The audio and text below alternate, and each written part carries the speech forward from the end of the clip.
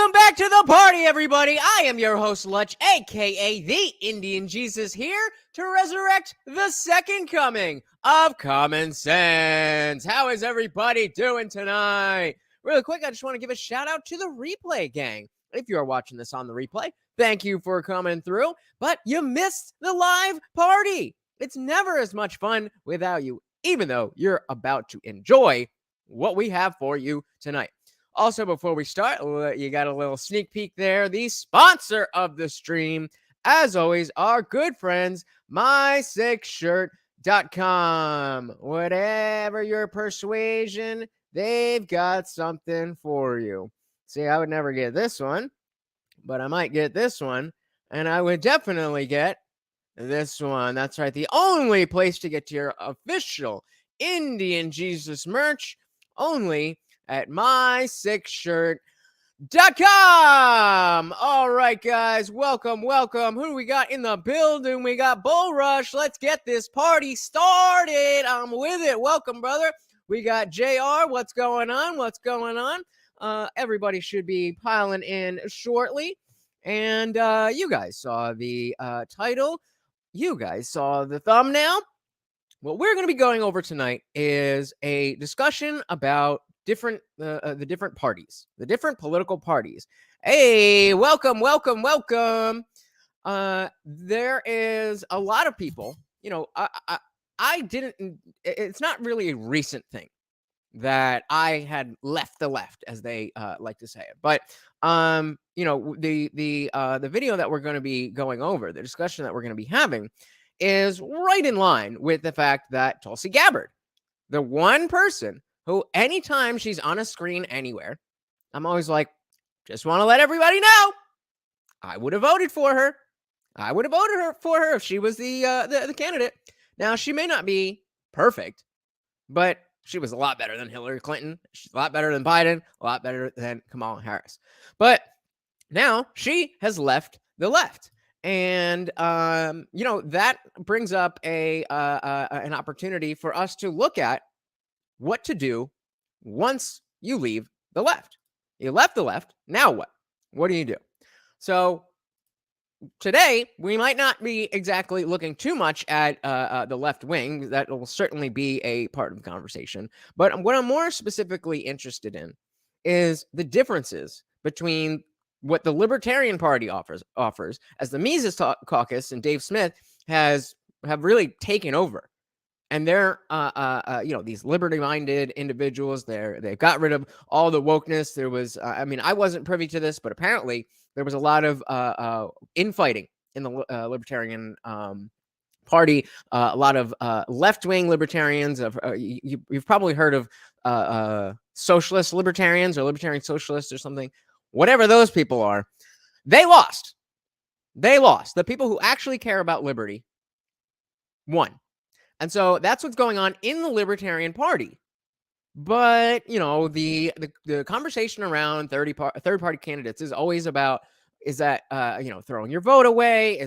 Are they even people that you want to vote for in the first place? All that kind of stuff. And so Dennis Prager of, Prager University, PragerU, I'm sure you've seen some videos of his or other people in that name talking about conservative values in general.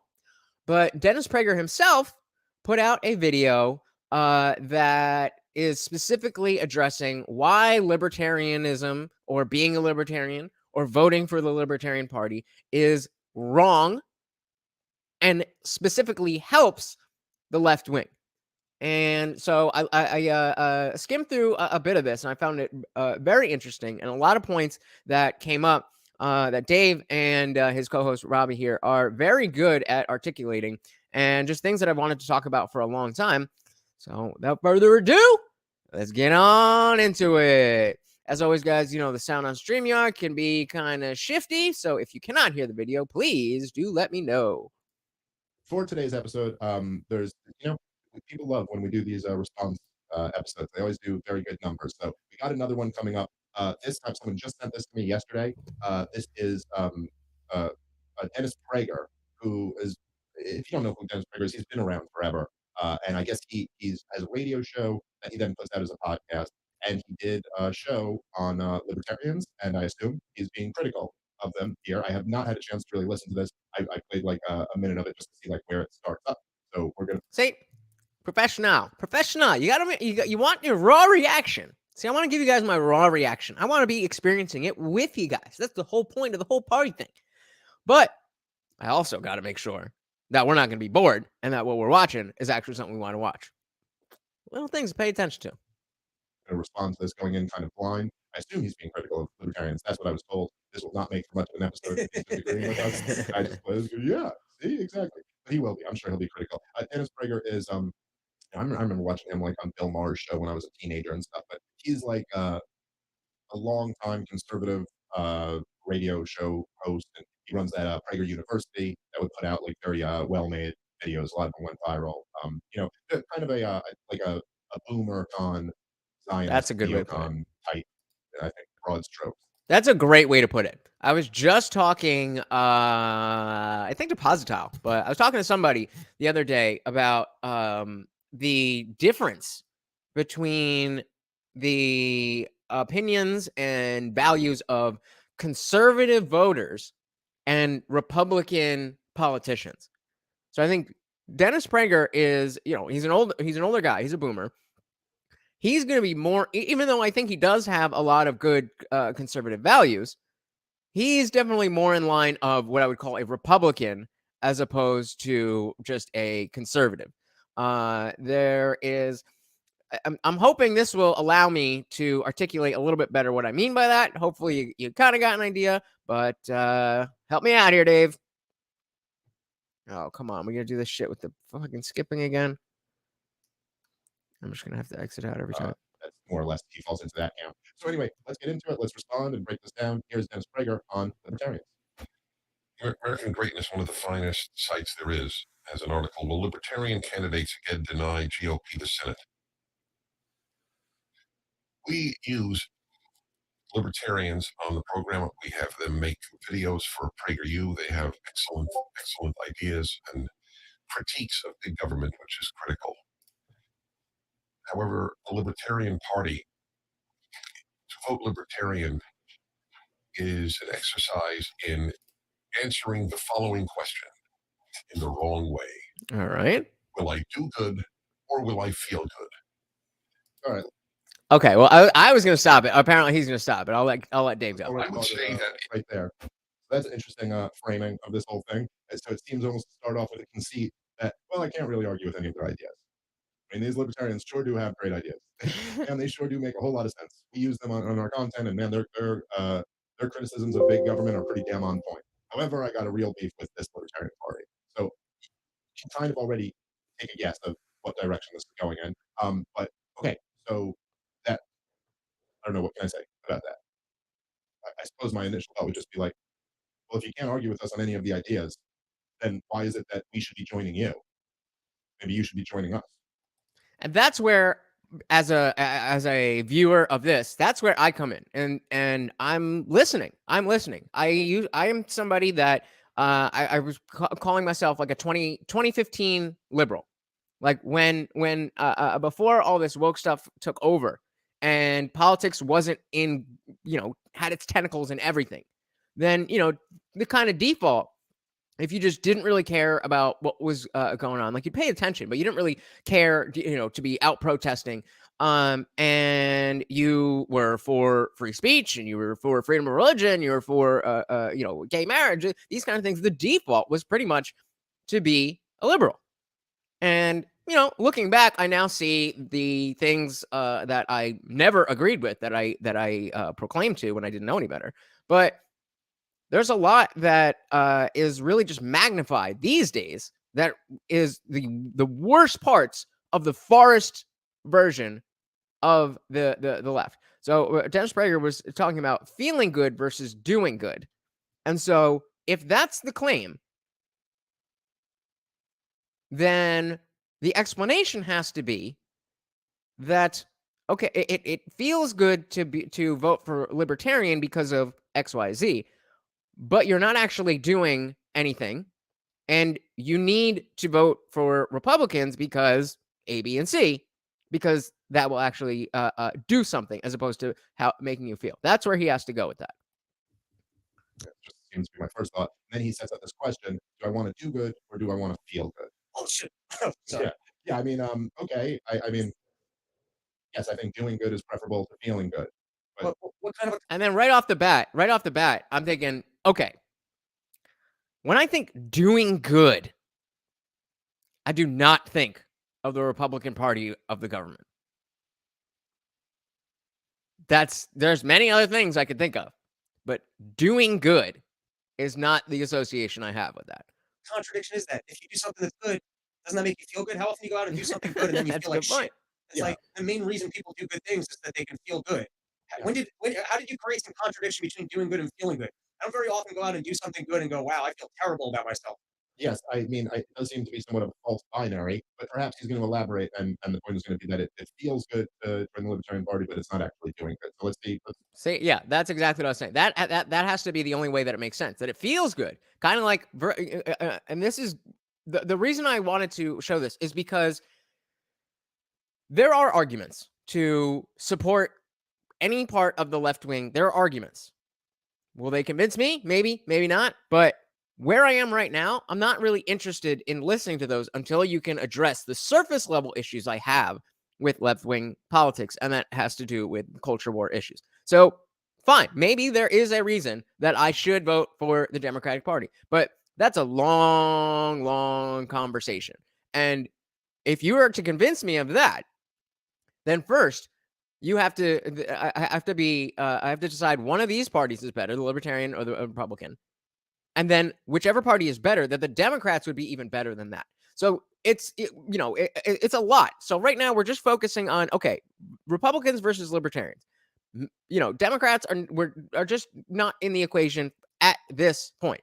Hello, we got Cherie in the building. Welcome, honey.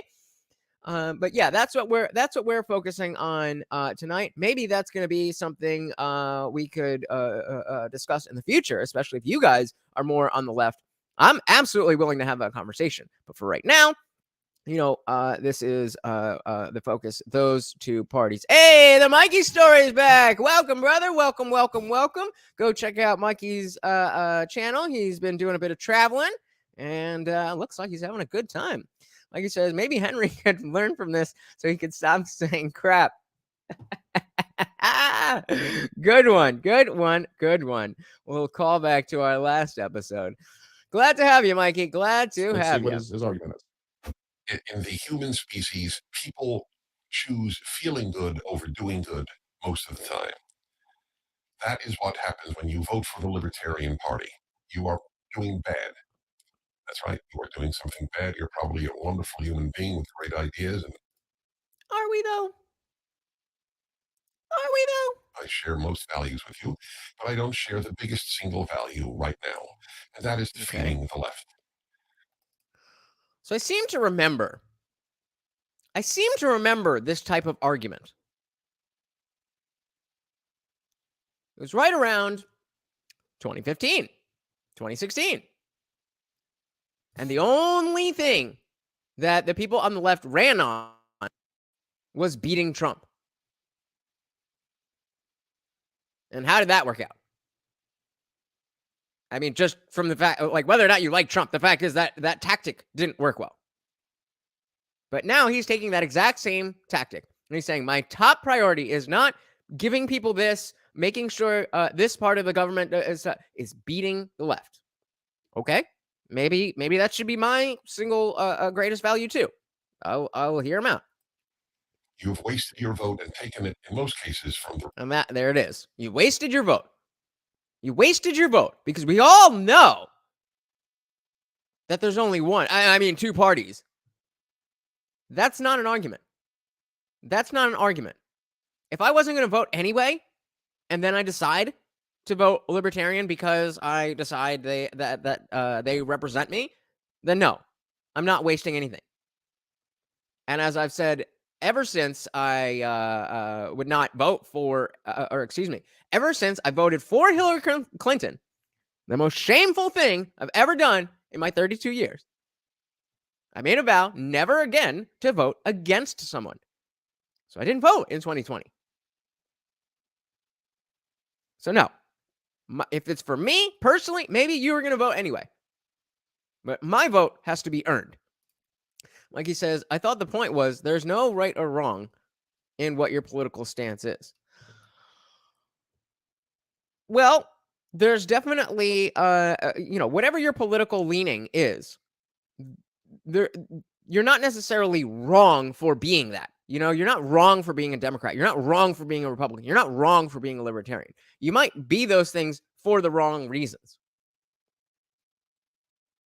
But you're right. Prager is setting it up as a not just something that's not effective, but that it's wrong, that it's morally wrong. So let's see if he makes the argument. The Republican Party, which is certainly imperfect. I couldn't agree more, but it is the only alternative to the Democratic Party, which is destroying this beautiful, wonderful, free country. And I agree with that. I agree that there's too many elements of the left that are destroying this country. I think there's elements on the right too, but again, that's not really relevant to this part of the conversation. I absolutely agree. But that doesn't mean that just voting them out fixes the problems. All it does is kick the can down the road and allow people to get more riled up and allow things to get worse in the process. So let's pause it right there. So, I'm just gonna pat myself on the back. I feel kind of cool that I'm trying to stop it at the same parts that he's trying to stop it. I don't know. Maybe that's Shireen has never heard of Dennis Prager until today. Well, I'm glad to introduce you to somebody new. He is definitely an interesting person. He was on Timcast a few weeks ago, maybe. And like I said, I very much enjoy listening to him. But it's when you get into the weeds that you have to start saying it has to be more than just this person good, this person bad. It's like, okay, what about these specific ideas? Let's take apart these ideas. So I'm glad you can be introduced to somebody new. I can kind of understand where there is something compelling about arguing that, like, look, the biggest threat right now to Western civilization is what Dennis Prager calls the left. We could, quibble about what exactly they should be called, but certainly if you were, yeah, that's a huge conversation about the left and the right and that whole thing. But we've had that before, and we've talked about how it's more accurate nowadays to talk about libertarian, not in this sense of the Libertarian Party, but just liberty minded versus authoritarian minded. So liberty versus authority versus left and right. You have people who are authoritarians on the right. You have people who are authoritarians on the left. And the culture war is really about, regardless of the issue, how are you looking to implement your opinion? I think that's a little bit more of the relevant dividing line. to say, hey, the push of, like, say, combine a few things here. The entire COVID regime, all of the COVID restrictions, the flirtation with nuclear war with Russia, the just outrageous propagandizing of children in public schools, and the insanity of, like, Green New Deal, climate hysteria, just anti-civilization policies. If you were just saying, like, okay, this bucket of, like, the people pushing this, call them the left, fine, for the sake of this conversation, that defeating them is more important than, like, purity between whether, Exactly. I don't know, whether we have Bob Dole or Ron Paul. Obviously, we might like Ron Paul more, but what's more important is just that these guys don't win. You know what I mean? Right. So the way he puts it is, like, the greatest priority here is destroying the left. And okay, I will acknowledge that there's something compelling about that argument. If we could say, destroy all of those threats that I just laid out by voting for Mitt Romney or something like that. It's like, okay, stop wasting your time with Gary Johnson and just vote for Mitt Romney because it'll destroy all of these threats. Okay. So, in case anybody doesn't remember, Gary Johnson was, I think was it 2016 or was it 2020? One of the most recent elections, the Libertarian candidate. It was the guy who, when they were talking about all this stuff in Syria, I think it was, and the capital being Aleppo. And he was on a news show, one of these random things, and they asked him, "So, what are your thoughts on Aleppo?" And it's like, Aleppo? What is that? And like at the now, if you ask what is Aleppo, then it might not be like on the front of somebody's mind, but that's like asking somebody who is running for president, who's like, you ask them, so what do you think of Ukraine? And they're like, well, what exactly is Ukraine? And so that was, and that was more. Then we had Joe Jorgensen in the Libertarian Party, and those are the kind of people that got to the head of the Libertarian Party. But the people in the Libertarian Party were the ones that, again, I'm getting this secondhand, that they've pushed all of that out, and the Mises Caucus has again taken over the Libertarian Party. So Mikey says that was my point the last time. Whoever is the majority of the vote, whoever the majority of the vote is, that's who gets the job. Yep. Hey, we got Trey in the building. Welcome, brother. Glad to see you. As well as our resident sausage, Jimmy Dean. Welcome, brother. Welcome. Yes, indeed. We are talking about Gary Johnson. We are talking about the Libertarians. And we are talking about whether Libertarians can do better than Gary Johnson and better than Joe Jorgensen with guys like Dave Smith here. Yes, if that were the case, in theory, that would be correct. So just to back this up, he was recapping Dennis Prager's argument, and just want to make sure we're on struggle streaming about that argument. If we could say destroy all of those threats that I just laid out by voting for Mitt Romney or something like that, it's like, okay, stop wasting your time with Gary Johnson and just vote for Mitt Romney because it'll destroy all of these threats. Okay, yes, if that were the case, that would be correct. There's a major problem with this analysis, though, which is that voting for Republicans doesn't destroy the law. I mean, exactly. Voting for Republicans doesn't destroy the left because of the uniparty.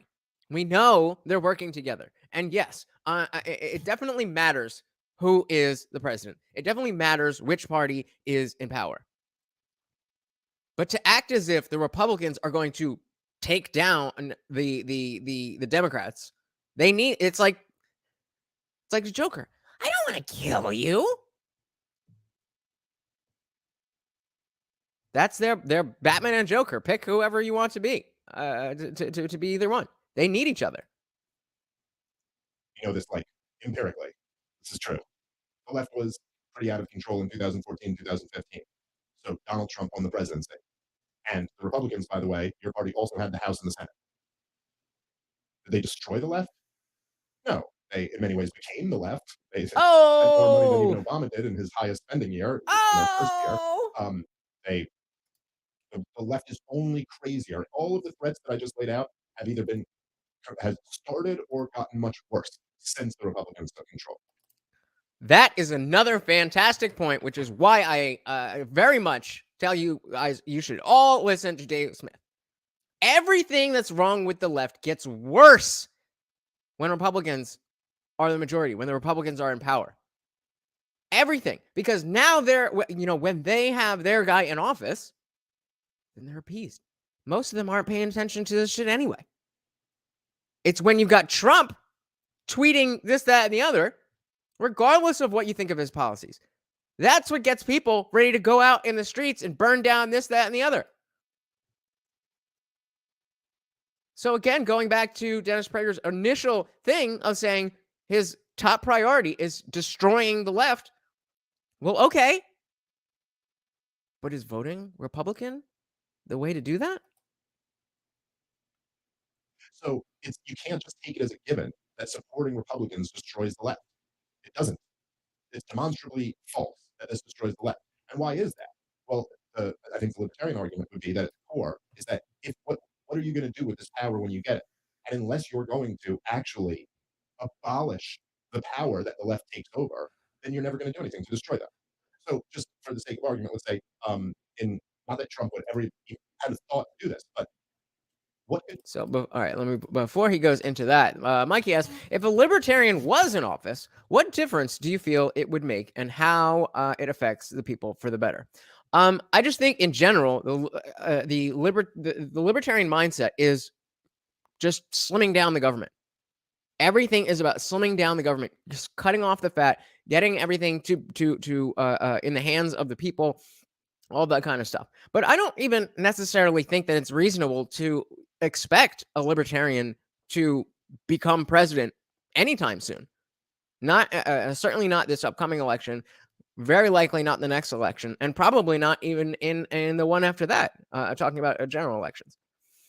But as Dave's going to speak to much better than I can, when you have a powerful third party, then you now have a group of people who can decide how which of the uniparty candidates wins. If you've got 13% of the vote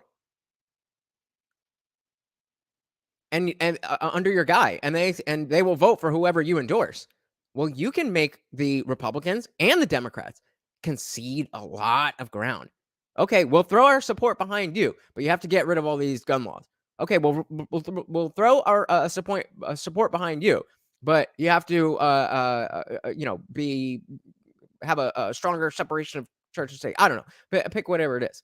But in general, I think that overall, there are very few things that the government should be there for, and everything that the government does is done worse than what the private sector can be done, except for those a few things. Criminal justice comes to mind, military, again, slumming down the military, that kind of stuff. So that's why I'm looking at what do we got going on over here with this Mises Caucus stuff. Jimmy says similar. You could run into DJT Donald Trump himself as a libertarian, and he would still lose. The problem isn't with the front runner; it's with the organization as a whole. Exactly. That's why I was talking about not necessarily just trying to win to get a libertarian in office and say, oh, we won. It's politics is a very slow moving thing. So right now, it's not really about what do we want in office. It's about how can we grow this movement, and that will change culture. And then in the future, maybe even the Republican or Democrat will be a more libertarian-minded person. Hey, we got WDMA Warrior in the house. Welcome, welcome, welcome. I love seeing first-timers. Said, whoever is in favor of reparations and a hate crime bill for black people has my vote. Hashtag FBA. Not in... I don't know what that says. And no reparations, no vote. Interesting. Welcome to the party. And I do think there's, again, there's arguments to be made from certainly the Republicans for reparations. I don't know how that would fit into a libertarian mindset, but again, I'm discovering this stuff right along with you guys.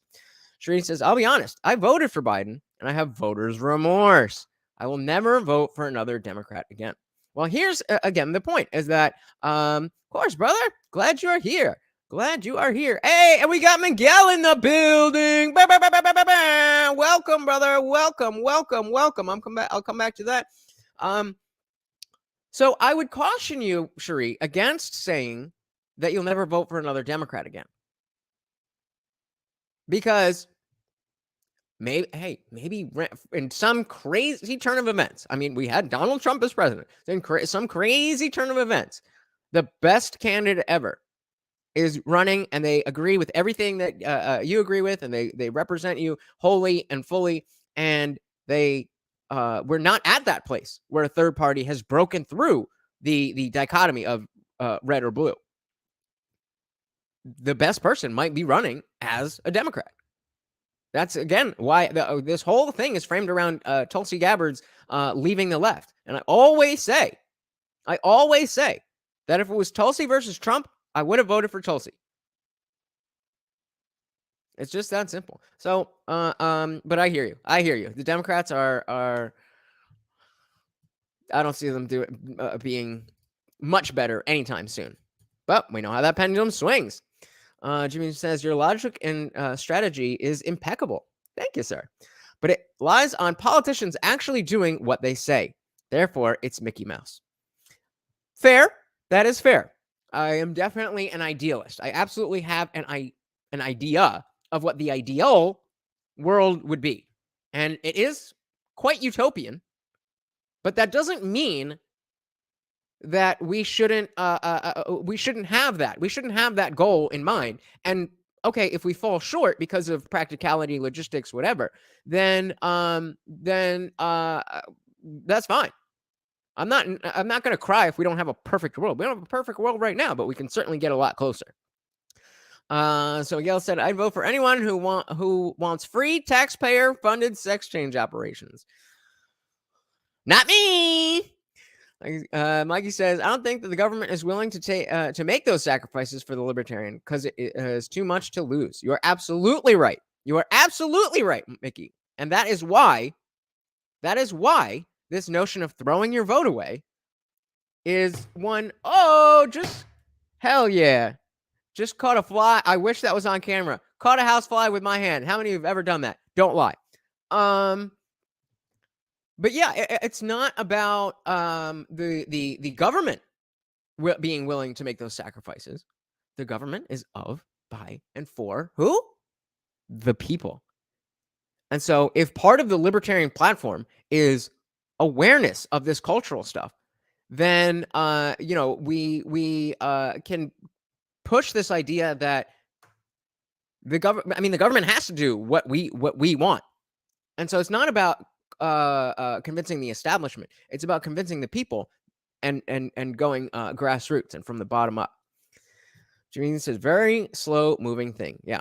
And said, yeah, but it's been like 250 years. I've seen rocks move faster. Hey, that's that. The founding fathers were very specific in the sense that that government was not supposed. You shouldn't be able. A lot of people that had issues with Obama is because he was signing everything as executive orders instead of going through the legislative branch, and that's not how government is supposed to work. There's a reason that things move slowly. There's a reason, because when you get stuff like all this gender bender stuff, we don't have a slew of all this legislation going like that. We already have, as it is, legislation going in the, let's just say, in the way that may not be represented by the majority. Shout out to TLA. Thank you for coming over, brother. I'm very glad you are here. Very, very glad. A couple more here. Jimmy Dean says, don't ever vote blue. Just as dangerous and one-dimensional of a sentiment as vote blue, no matter who. I like that. I like that a lot. I like it a lot. It should be just vote for the best person. Who's the best person? The only way you know is if you pay attention. And as long as you pay attention, then you'll know. It's the fact that people don't pay attention, but they still want to be part of the club. That's how you get vote blue no matter who. Because they listen to everybody saying, the Republicans are so bad, and da-da-da-da. It doesn't matter that Joe Biden has done, go down the list. He wears a blue tie, so, yes, welcome, W. I'm going to call you Warrior, if that's cool. Gail said, I vote L sometimes this year for sure. I will not vote for the war machine. And right now, Democrats and Republicans are all about funding World War III. 100%. You are absolutely correct on that.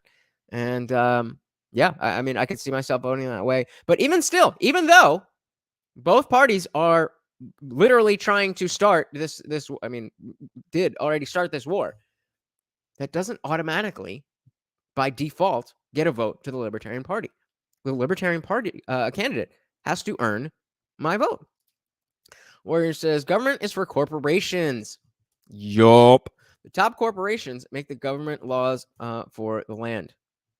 And I mean, it goes back and forth. The corporations have their hand in the government, and then we've seen how the government has their hand in the top corporations, especially big tech. The Hunter Biden laptop story. It's cliche to talk about it, but it's just such a perfect example. Even your birth certificate says that you are a corporate asset. Really? I did not know that. Warrior, welcome. All right. But yeah, I did not know that. A corporate asset. It doesn't surprise me. Doesn't surprise me at all, though. All right. So let's back this up a little bit and see where we're at. Power that the left takes over. Okay. I forgot where he was. God damn it. An argument would be that at the core is that if what are you going to do with this power when you get it? And unless you're going to actually abolish the power that the left takes over, then you're never going to do anything to destroy them. So just for the sake of argument, let's say, in not that Trump would ever even had a thought to do this, but what could Donald Trump have done to really say destroy? Again, we're using the term the left in kind of a sloppy way, but I'm just using the term that Prager is using. Let's take the COVID shit, right? What could Donald Trump have done to like really prevent, you know, all this COVID insanity from happening? Well, there's little things he could have done certainly that would have been much better. I mean, he could have not kept Fauci on the job, right? Yeah. That's probably my biggest gripe with Trump. I hate how the biggest thing why I won't vote for Trump as a leader is because of how other people react to him. It has nothing to do with who he is as a person. Not nothing, but it's more about how people react to him than who he is. At first, I was very turned off by his personality as well, but he was running against Hillary Clinton. But I was able to look past that at a certain point. A lot of other people are not. I think that's ridiculous. I think that's silly. But it is what it is. If people's brain explodes just at the sound of your name or the sight of your face, then I'm sorry. You cannot be a good leader. But again, that has to do more with the people than with Trump himself. The biggest thing I dislike Trump for is keeping Fauci. That man ruined so much. He ruined just personally, he ruined 2 of my birthdays, 2 Thanksgivings, 2 Christmases. And then when you take into account all of the societal stuff that came with the lies, the lockdown, all of it, it's just too much. Why didn't you fire him? Why didn't you fire him? It was clear he was lying. All right, I could go on a whole thing about Fauci, but that's my biggest thing with Trump. Warrior says Trump was good financially, but the fact that he got caught in his own security cameras with top secret docs shows that he's not fit to lead. I don't know if that's I don't put that much weight into it. It's like it's not like he had, people were acting like he had active nuclear codes. I assume you're talking about the Mar-a-Lago stuff. That it's just stuff that he had. Hillary Clinton or Bill Clinton and Bill and Hillary they took fucking furniture. Maybe there's and I don't know. I'm not making this case, but I'm saying maybe there's a reason. I never got a reason. Maybe there's a reason. So I'm just, and politicians are slimy. I feel like people tend to look at Trump and ironically hold him to a higher standard than other politicians because of the way that they operate, the whole being presidential thing. It's like, okay, but all y'all are, trying to blow kids up around the world and insider training and all that. And okay, Trump says some dirty words and he definitely does some politician shit just like this. But that's what politicians are. That's what politicians are. They are people who lie professionally. And so that doesn't mean, whoever you have, they're going to lie professionally. Where else it says I once held a top security clearance. They put you in prison if it was me. Well, of course. But we had of course we know the law is not applied equally. I mean, if any one of us had some unclassified or unclassified documents, we would not be treated like a president. But Nixon did Watergate, and he got away with it. So, Right? He could have fired Fauci. That would have been good. That He would have could been have great. He could have called his guys who he knew were good. This is what even Sticks, who was arguing the opposite point as me, but he came up with this idea which we were debating, and I very much liked it because he could have at least called his buddy Rand Paul and like, you're a doctor. I mean, I know you're an eye doctor and you're not this doctor, but like, hey, you're a doctor. What doctor do you think I should be listening to? Can you tell me who's a great epidemiologist who's not insane and all? And he would have been like, anybody, literally anybody, but Anthony Fauci. All this stuff, I'm going to make him the doctor. That would have been like that's a little fix because then Joe Biden wins, and what does Joe Biden do? He reappoints Fauci. So even a little thing like that doesn't. Now, that's, by the way, what I just laid out is way better than you get from the Republicans. They don't do that. They just keep Fauci on the job. But even so, well, here, if you wanted to be serious here, from the libertarian point of view, how about before COVID or any of this should happen, Trump or Republicans or anything like that, they get in, they abolish the CDC. See, now you've got something. Now you've actually abolished this government agency. And so now, even if the Democrats take back control, now at least they have to create a whole new government agency. It's going to be much, much more difficult for them to do this. Keyword, new government agency. No, thank you. See what I'm saying? So that's, if you want to actually defeat this real problem that we have with all this shit, what you need to do is have a group of people who are committed to drastic rollbacks in the size and scope of government. And that's not the Republicans. That's why we're going to another party. Not because we're like, hey, the Republicans are better than the Democrats, but, we just want to be purists and feel good about ourselves. We're saying, no, this has been tried over and over and over again, and all the Republicans ever do is expand the size of the government and then hand that bigger government back over to the Democrats who can then expand it from there. And that's, on point. Does anybody disagree with that? And so going all the way back to Prager himself, his argument is that his top priority is to defeat the left. And then to do that, the only way to do that is to vote for Republicans. And to vote Libertarian is only to feel good, but not to do good. So as we go back into it, we let's see if he holds that up. Warrior says, if Dr. Sebi was still alive, we would have never heard of Dr. Fauci. I don't know who that is, but just based on that sentence, I wish he was still here. Jimmy says the president has complete discretion to classify or declassify any document at will. That is also correct. I think there's when it comes to stuff like that, I find it too easy to just be. Maybe people will call me a fence sitter, but it seems too easy for me to be like, okay, he shouldn't have had the documents that he shouldn't have had, because if he shouldn't have had them, then he shouldn't have had them. But also, if it was that big of a deal, why didn't they just be like, hey, you got this shit. You're not supposed to have that. And then it would have been like, either, oh, my bad, let me get that to you. It's not like I don't have Secret Service and private security in my own estate. It's not like there's crackheads rolling around Mar-a-Lago.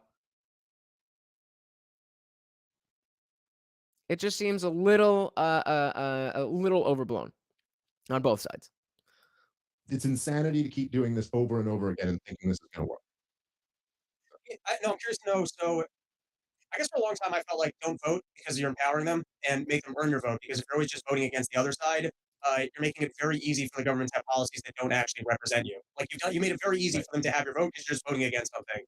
I do feel like with some of the expansions that I've seen in the policies that the left is pushing over the last 4 years, the biggest, what you already mentioned, but it's the global warming, it's the reduction of war on fossil fuels, it's the pushing, making your kids trans stuff, it's the censorship. Like there's some really big issues that seem to be a lot more aggressive. That for me, like I would almost advocate if you weren't doing what you were doing, the Mises Caucus didn't exist. I would be more motivated to go, you know what, just vote down ticket Republican just as a fuck you to the left to try and at least maybe strangle some of that power and really just like almost make a statement. I'm not voting for Republicans. I'm voting against this because I hate this, and maybe we can get rid of it. Where can you elaborate on this? I'm not really sure what this means, but it sounds very interesting. And I think that is kind of where the right gets its power, is going, well, we like right now there's some serious stakes on the board and we need a win to roll this stuff back. And like I kind of understand the plea. Well, at least in that case, Ed, you'd at least have to say, like, oh, you got to really make sure who you're voting for, right? You can't just be like any Republicans. So then you almost bring yourself back to the argument being that, like, Libertarians should run in the Republican Party or something like that. Right. But there's an argument there. I kind of tend to disagree with that. But you know, the point is that you still only want to vote for Republicans who are really going to fight this stuff. I think the other thing is Republicans, and I know that you might even agree with him on this, but the abortion kind of showcases a good story. So I'm okay with fine. Your state, you don't want to have abortions in your state, great. But they ramped up really quickly to, hey, we're going to prosecute people. And I'm just saying that that's one example of, like, the second you give Republicans power, some of the things that we haven't heard about a lot as of late, which is like strictly enforcing drug laws, or Christians trying to, you know what I mean? Christians trying to say, hey, that's inappropriate rap and music videos, or And that's the stuff that, if it was more relevant, I get questions about why I only talk about leftists and the left and and wokeness and all that stuff. The things that he just listed were things that I was speaking out about all the time, and I wasn't even politically affiliated, but I was speaking about all the time, and that is a big reason why the default for a normie like myself at the time was to be a Democrat, because the Republicans who were, clutching their pearls at Marilyn Manson and, oh, you got video games are causing, that was what Republican meant so recently. And it's still a lot of the same people. But that's why I think that colloquially, it's very important to understand the difference of what people are talking about in 2022 when they say conservative versus when they say Republican. They're not the same thing anymore. Warrior says they allowed Trump to take those documents home, so to damage his re-election chances. Maybe. Makes sense. So you're saying they allowed him to do that? Yeah, because again, like I said, if it's not like he was. I mean, yes, there's the whole, like, big lie, the election was stolen, all that. But it's not like he was violent or anything like that. Like, I don't understand why there wasn't a phone call. Okay, then if he's being a dick and they need to send somebody, like, all right, now we're having a different conversation. But to just raid his house in the middle of the night? I don't know. I don't know if any of you have ever had your house raided in the middle of the night. When I was younger, I stupidly lived with a drug dealer. And it was maybe 6 o'clock in the morning. I'm getting bang, bang, bang, bang. Imagine the feeling of being relieved that your house is being raided by the police because you're not getting held up. That's what we should be doing for our presidents. Love him or hate him, he's a former president of the United States of America. Shri said, to be factually correct, the president can I don't know what that means. If you'd like to elaborate.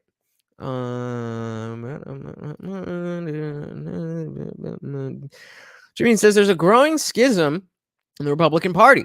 Please don't assume all of us are the Bible-thumping authoritarians. We're changing, we promise. And that's what people like me can see. I think there's a growing number of us, because I cannot ever see myself calling myself a Republican. I just can't see it. I hate the word, just internally makes me cringe, and it makes me think of old rich people who have pulled up the ladder, and that's what I think of when I think of Republican. But even if you just think about the word Republican, who comes to your mind? Who comes to your mind? Okay, so take that person. Now, when I say MAGA. Who comes to mind? Other than Trump. I mean, the MAGA supporter. Are those the same people? Probably not. And so that's Jimmy Dean is that's exactly what he's talking about. I mean, I think, unless I'm wrong, let me know if I'm wrong. But where he says, just wait till they ask Trump and his lawyers to produce the documents with his signature to declassify those documents. Yeah, I mean that will never see the light of day. That will never see the light of day because that would be good for Trump. Jimmy Dean says, that said, yeah, the problems with the Republican Party lie solely on the Christians and their authoritarianistic tendencies. Can't disagree with that one. Hey, we got per usual in the building. Welcome.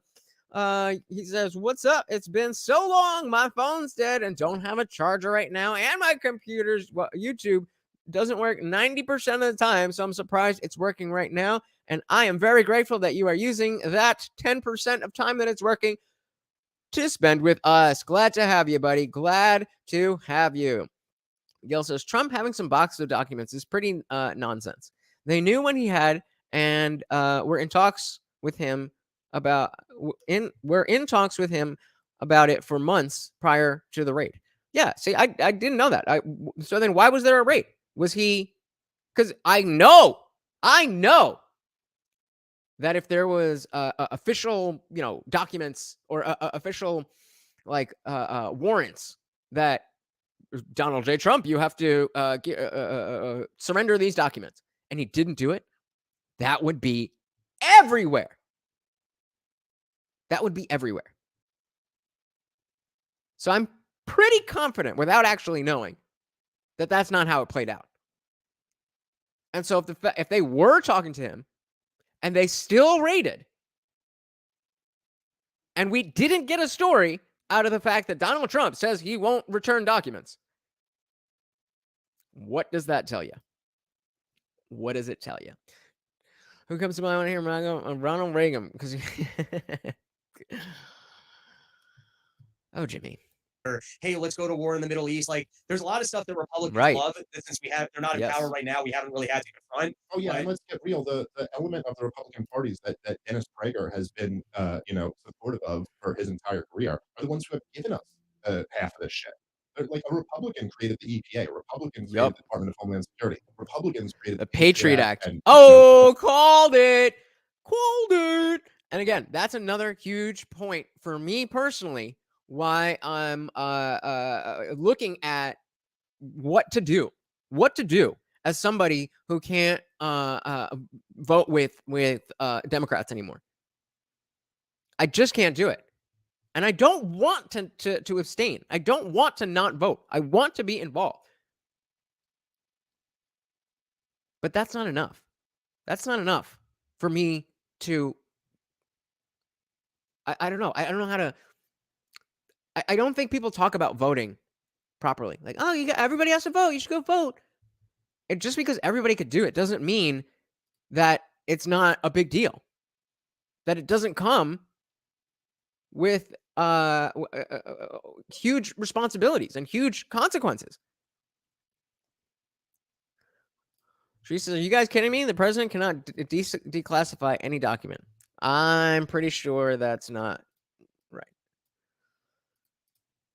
And the president declassify restricted data. Is that good enough? Let's go with that. A blog. Let's all right, let's just go New York Times. Get out of here.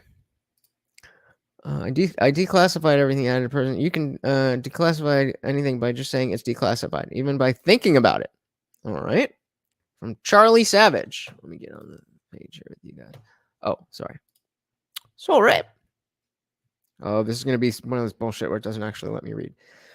For a person repeated the claim, that he declassified everything. There's not have to be a formal process to do so, he added. If you're the president of the United States, you can declassify just by thinking about it. Days after the search, Trump claimed that as president, he had standing order that materials removed from the Oval Office and taken to residence were deemed to be declassified the moment he removed them. According to, well, hold on. Nobody's saying that it was justified. I'm saying, did it warrant being raided by the FBI in the middle of the night?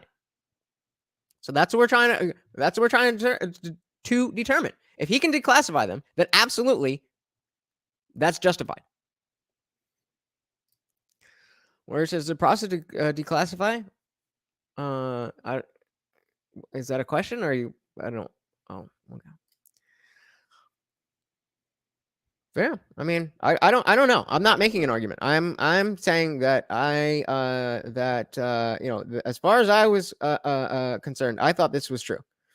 According to a statement from Fox News, no credible evidence has emerged that Trump issued any standing order to declassify everything. See, so this no credible evidence has emerged that Mr. Trump issued any standing order to declassify everything. If I'm the New York Times and Donald Trump just said you can declassify it as a president just by thinking about it, I would have something to say about that.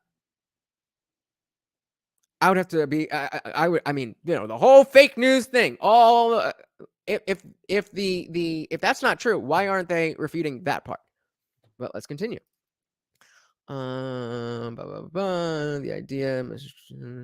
So Glenn, the top lawyer in the NSA, said the idea that whatever Mr. Trump happened to take upstairs each evening automatically became declassified without logging what it was and notifying the agencies that that information was preposterous. Okay. The claim is also a sideshow to Trump's potential legal troubles over the document matter because none of the three criminal laws cited in a search warrant on the basis of investigation. Notably, Trump's lawyers have not repeated the claim in court, whereas there are professional consequences for lying. They have also resisted a judge's proposal that they submit a sworn affidavit about any declassification action. So maybe it's not that simple. I guess I was wrong. That's what I've heard. That's what I've heard. That as the president, the classification is your ultimate authority. But I guess I'm wrong. Gail says every former president has boxes of documents. This is all nonsense. They weaponize the FBI and DOJ to keep him from running again. Regardless of what Trump did or did not do, what Miguel just said is 1,000% true. Two things can be true at the same time. Two things can be true at the same time. They definitely did this as a political stunt. That doesn't mean that what Sheree's saying can't be true, but this is definitely true. College 101, reliable sources.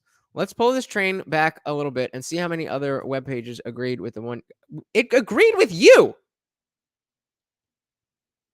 You were right. You win. It's the New York Times. I'm not really saying that they're a credible witness, but or a credible source. But in terms of, is this thing allowed or not? I think we can trust the New York Times. And it says no. You're right.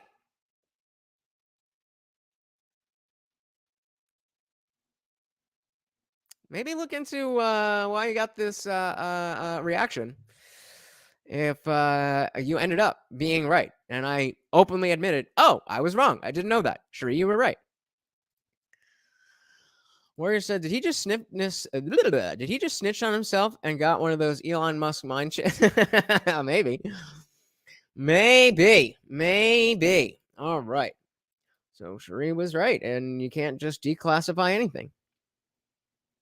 There is, in fact, a process. What that process is, I don't exactly know. Terrorism and all this stuff. So it's just not exactly clear that that this is going to be anything that solves the problem. In fact, all empirical evidence points in the other direction. And I'll just point out one more thing, which is if you really did have a strong Libertarian Party that came out as a third party, I would think that there would almost definitely then become a fourth party, which is a split of the Democratic Party between the extreme socialists and kind of the middle of the party.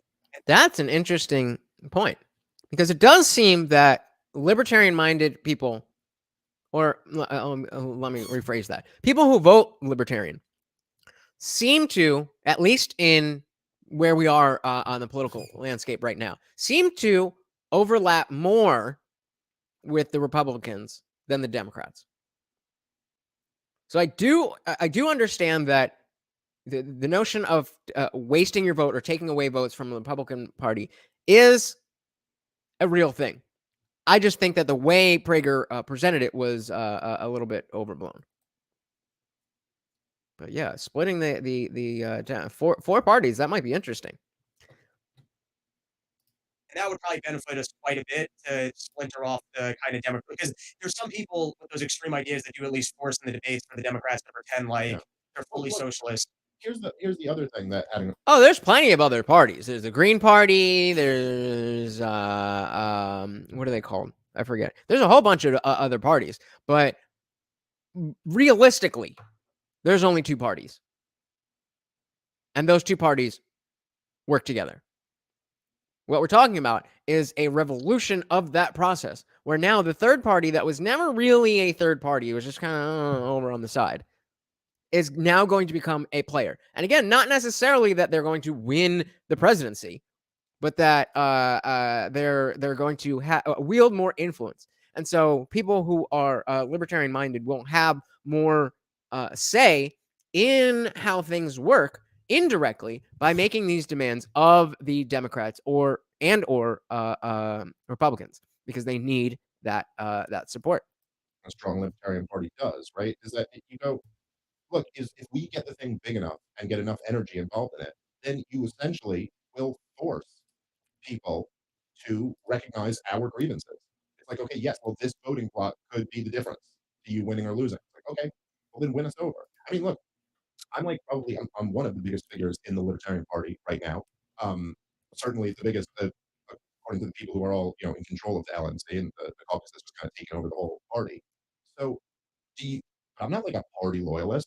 I'm loyal to principles, not to my political party. So wait, Jimmy, I'm going to come back to this, because this is so. And I'm not picking on you, Cherie, but the notion of what Jimmy said earlier about how vote blue, no matter who, is almost as bad of an idea to say never vote blue. I think that's what Dave is about to address. So, do you think if there was some Republican who was running and convinced us that he was serious about this, who said, "Look, I'm running on abolishing the FDA and the CDC.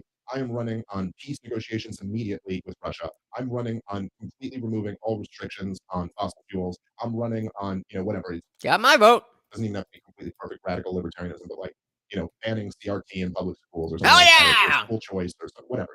Abolishing the Department of Homeland, abolishing the Department of Education. Things like, and said all of that. Yep, Do you think we wouldn't go support that guy if we believed he was serious about it? Like, exactly. of course we would. So that's why and again, I'm not picking on you. It just came up. That's why I think it is. I caution you against this, to say never vote blue, because maybe the Democratic candidate in 2030, whatever, is the better choice.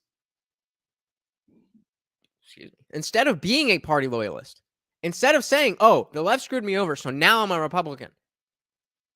Hold on, slow down. Learn who these people are, learn what these people think, and go with whoever is most appropriate. So Jimmy Dean said, "We'll never have a viable third-party option as long as we have a first-past-the-post voting system." I don't know what that is. "It's mathematically inevitable that it will become a two-party system. We got to get ranked choice voting passed first." I absolutely agree. I don't know what first-past-the-post means, but ranked choice voting, I think, would be huge, especially in an election like 2020. I think that a lot of people would have put somebody else, a lot of Biden voters would have put Biden, then somebody else, and that person, I think, would have ended up, could have ended up being, very, if not winning, being very competitive with Trump. So definitely agree. She said, I think it's going to be very difficult for the Democrats to pull themselves back together after Biden. Yeah, she goes on to say, not to jump ahead, but I do think they will lose the House, Senate, and presidency, and rightfully so. I agree with you there. And, a lot of people are saying that after Trump, they knew that they were going to have this lame duck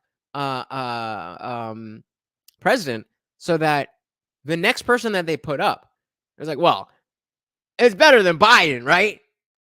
Because the Republicans already have, as of right now, we already, hey, we got Iridium Kush in the building. Welcome, buddy. Welcome. Thank you so much for hopping in. We are just talking about the Libertarian versus the Republican parties. Glad you are here, brother. But yeah, putting Biden in guaranteed that whoever else was put up as the Democratic candidate in 2024 is going to look better than Biden. And so if it's Biden, before we get to the actual general election, if we have Biden and we have Trump, and then we have another Democrat that's way better than Biden, you still have a lot of people who would never vote for Trump. And so as bad as Biden is doing, that still is a tactic. And a lot of people think that, they just put him there for the slaughter. So, okay, winner take all. Gotcha. Hello to you, sir.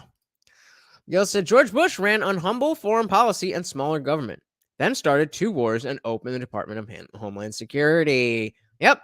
That's what that's what we were talking about with the Uniparty, and the fact that Republicans, or let's put it this way, conservatives talk about small government, but Republicans are warhawks. Democrats all down the line, they want to expand the government to give people this, that, and the other. But at the top, of course, they're warhawks too, because they're all the fucking same. They're all the same. Let's get back into this. Where were we? Come on. We wouldn't go support that guy if we believed he was serious about right. it. Like, of course we would. But the point is that if you're not serious, or even saying, you're not even pretending to be for any of these things, how the fuck should I support you then? And you have to win our vote.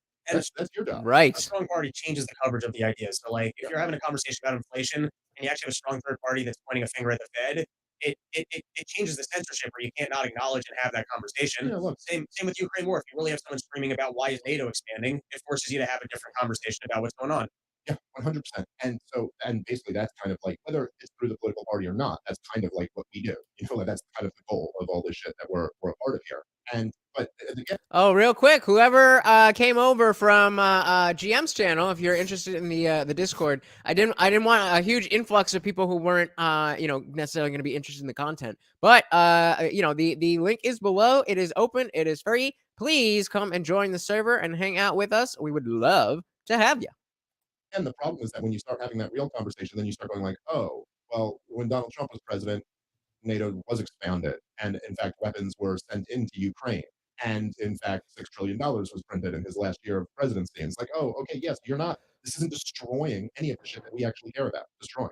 In fact, it's growing, all of it, every metric. All right, let's keep. So that was all from the original statement, claim, whatever, from Dennis Prager, saying that if you vote Libertarian, you're doing it because you want to feel good instead of do good. And that the only way to do good is to defeat the left. I guess we popped this bubble a little bit. Come on, struggle streaming. Can I put a tough question to you? Sure.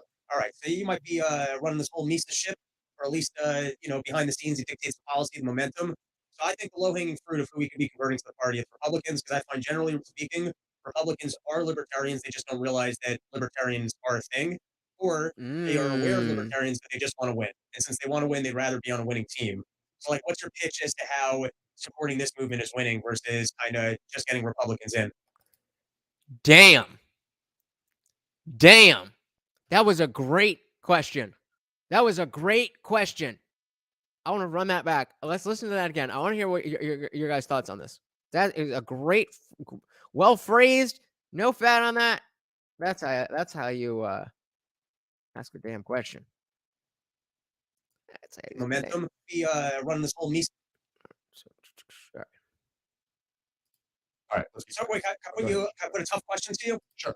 All right. So you might be running this whole Mises ship, or at least behind the scenes, it dictates the policy, the momentum. So I think the low-hanging fruit of who we could be converting to the party is Republicans, because I find, generally speaking, Republicans are libertarians. They just don't realize that libertarians are a thing, or they are aware of libertarians, but they just want to win. And since they want to win, they'd rather be on a winning team. So, like, what's your pitch as to how supporting this movement is winning versus kind of just getting Republicans in? Well, before he answers that, again, I just want to commend Robbie. You know, these guys are two stand-up comics. Two stand-up comics. These aren't scholars. They're not politicians. They're two guys who get up on stage and make dick jokes. And to have this level of discussion, it shouldn't be surprising that it's just two comics. Like, why wouldn't a comic be able to have this conversation? But we think of it like that because all it takes is for you to take the time, pay attention, and more importantly, understand what it is that you believe. You don't have to know every little story that happens, but you have to know what your values are. If you don't know what your values are, then you'll just, like they say, if you don't stand for something, you'll fall for anything. Libertarians never win. Yeah, well, for now. What I always respond to that is with people whose concern is winning. I just try to suggest, what is winning really? Are you winning? Like, were you winning when Donald Trump was in? Was 2020 a great year for you? Was that you winning? Was the economy being locked down you winning? What if we actually want to win and not just win in our guy got in there, but win in terms of human flourishing. Exactly. And we actually the challenge is just a lot tougher. You actually have to get your guy in there who's going to do the right things, who has a plan for how to actually enact these policies, who's going to be committed to that. That's the type of thing, I think Jimmy Dean called it Mickey Mouse earlier. And yes, it is easier to just, I'm going to go with the winning team and then sit back and complain about everything. Or you can get involved. And just as this stand-up comic became the de facto leader of one of the political parties, you just got to do the things. Do the things that you need to do in order to understand. Listen to people. Listen to dissenting opinion. Have conversations with people who agree with you. Have conversations with people who disagree with you. All of that is not complicated. It doesn't mean that you're going to be an expert on everything politics, but you don't have to be. All you have to be is mildly informed. And then this whole representative government is based on us delegating power to people who represent us. But the key word there is represent. If they don't represent you, then what are we doing? So you need to know what would represent you. If somebody is for gun control, does that represent you? You have to know that. And then vote for those people. So yes, everybody should be voting. But I don't want anybody to just vote because it's the thing to do. I want people to vote because they are compelled to put this particular person in power. That's how we should all be looking at it. So you can just sit back and complain about everything. Only half the time. The other half, you can rest easy knowing that we've won. I guess. So that's the challenge. It's not just getting a guy with the letter next to your name. Oh, real quick. If you guys could let me know, I tried to update my picture thing. If I turn my camera off, can you let me know if the logo comes up or if it's just blank there? And I think probably over the last few years, Republican voters more and more have seen how so many people who have an R next to their name hate your guts. They hate your fucking guts. Look at all these neocons who are now on the Democrat. Even if they don't hate your guts, they so adamantly do not give a flying fuck about anything that could happen to you. Thank you, Iridium. The fact is, yeah, it's not that they hate you. They don't even think about you.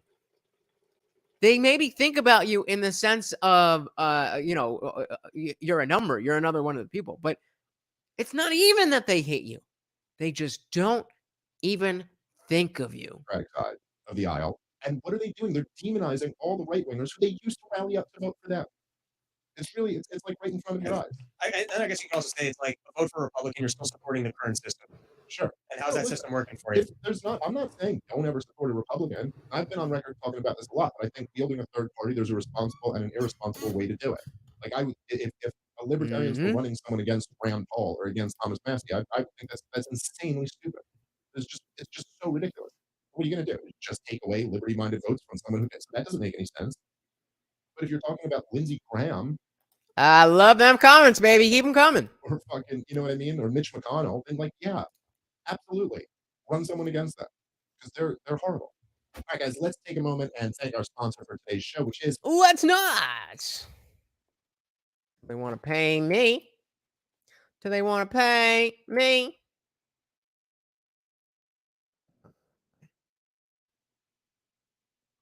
Come on, man. Yo, what is going on? Play. Do the thing. You're supposed to be doing the thing. Oh, come on. Struggle streaming at its finest. trees.com/POTP. That's fastgrowingtrees.com. All right. All right, let's keep playing. Weaken the battle against the left, which is what every libertarian vote of a conservative does. You are harming the country, though you mean well. But you know what? As you probably do know what. You know what? Even the captions. Sorry, but he said what's so weird that the caption said, I thought he said a lot. You know what? You know what? Country, though you mean well. But you know what? You know what? As you probably do know what. Meaning well means nothing. Absolutely nothing. And if you ask, am I doing good or feeling good, you won't vote for the Libertarian Party. You will vote for the Republican Party. It's a great article on that fact in American Greatness, as I pointed out. Let me pause again. Political reality. I just always hear propaganda when someone's telling me don't think. Yup. When everyone has some sort of a, hey, don't look at your own logic or even your feelings, but negate that and just go with what I'm telling you as being the instructions is the right thing to do. I just go, okay, this is propaganda. That is the number one reason why I didn't get jabbed. I had every intention when all that started that like, oh yeah, I mean, why wouldn't I? It's there's a sickness going around. They say there's going to be a vaccine. I mean, I'm not going to rush out and be the first person, but I understand that. I had an idea of the vaccine passports and all that stuff. So it's like I'll just wait until it becomes inconvenient, and then I'll go. It wasn't until the propaganda started. It wasn't until the obvious lies started. It wasn't until it was very clear that they did not have my best interest at heart that I was like, hold on, hold up, wait a minute.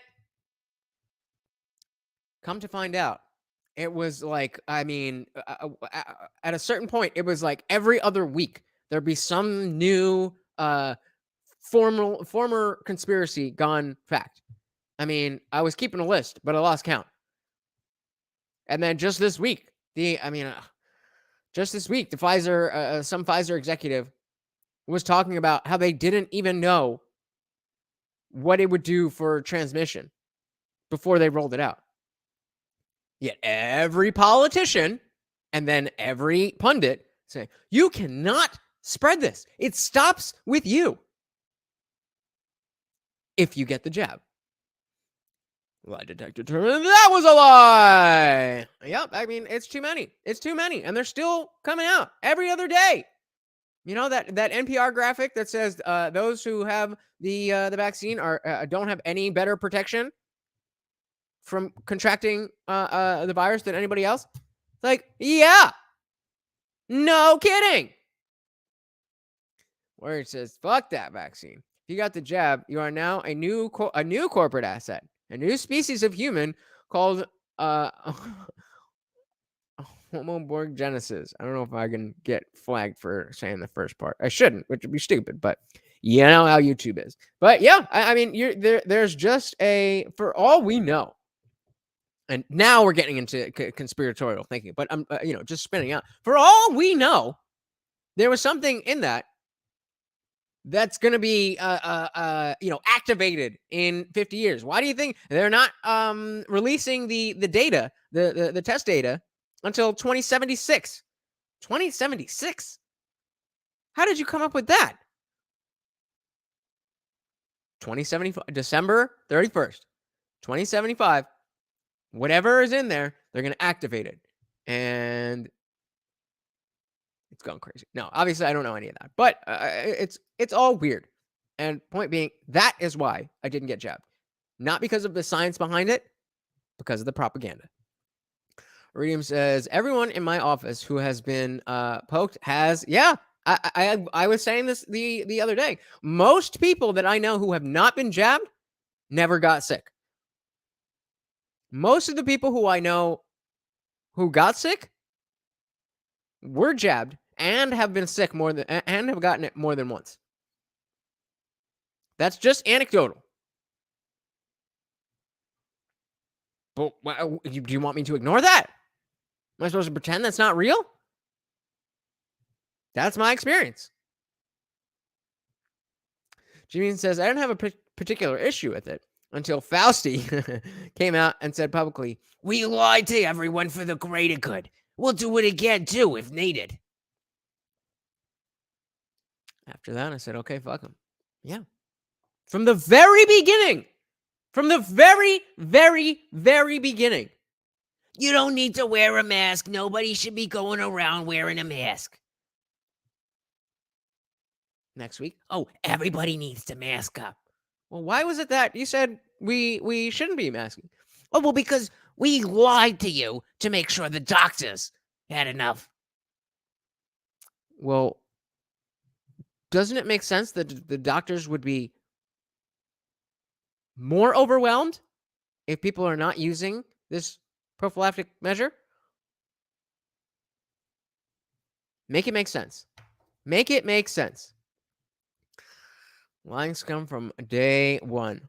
Absolutely on point, Iridium. Absolutely on point. Yeah, just be blindly loyal to this party. Forget about your principles, and those principles are just making you feel good, And then even just like little rhetorical. That makes a lot of sense, like, Warrior. if you ask yourself, "Are you doing good or feeling good?" I then you won't vote for the Libertarians. You'll vote for the Republicans. And there was an article on this fact. That's a fact.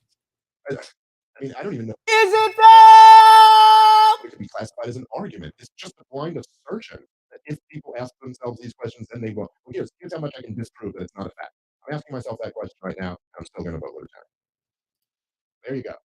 It's not true. It's not a fact that if you ask yourself that question, just like I understand I'm being a little nitpicky here, but it's like these rhetorical tricks. They're like, you're not really presenting an argument here. You're just, like you said, it's got a very propaganda-y feeling to it. You're telling people, fall in line, because be scared of the other side and fall in line with this side, which has the only chance of beating the other side. Sounds a lot like anything and everything CNN put out for the last 7-8 years, right? And that's when it gets frustrating. Right around this time, fall of any election season, people fall into these tribes.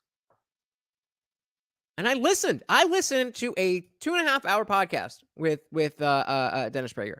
He's a very smart guy. He knows a lot about politics in general. He understands culture to a certain extent. But when it comes time to okay, we need to rally up the base. Everybody just goes into the mode of manipulation. If your ideas are that good, then why do you need to lie about it? Why can't you just tell us what it is? Trust us. If you're better, we will vote for you.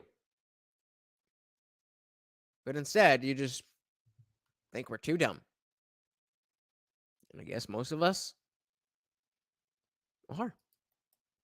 Again, just my major issue with this is that you guys don't beat the other side.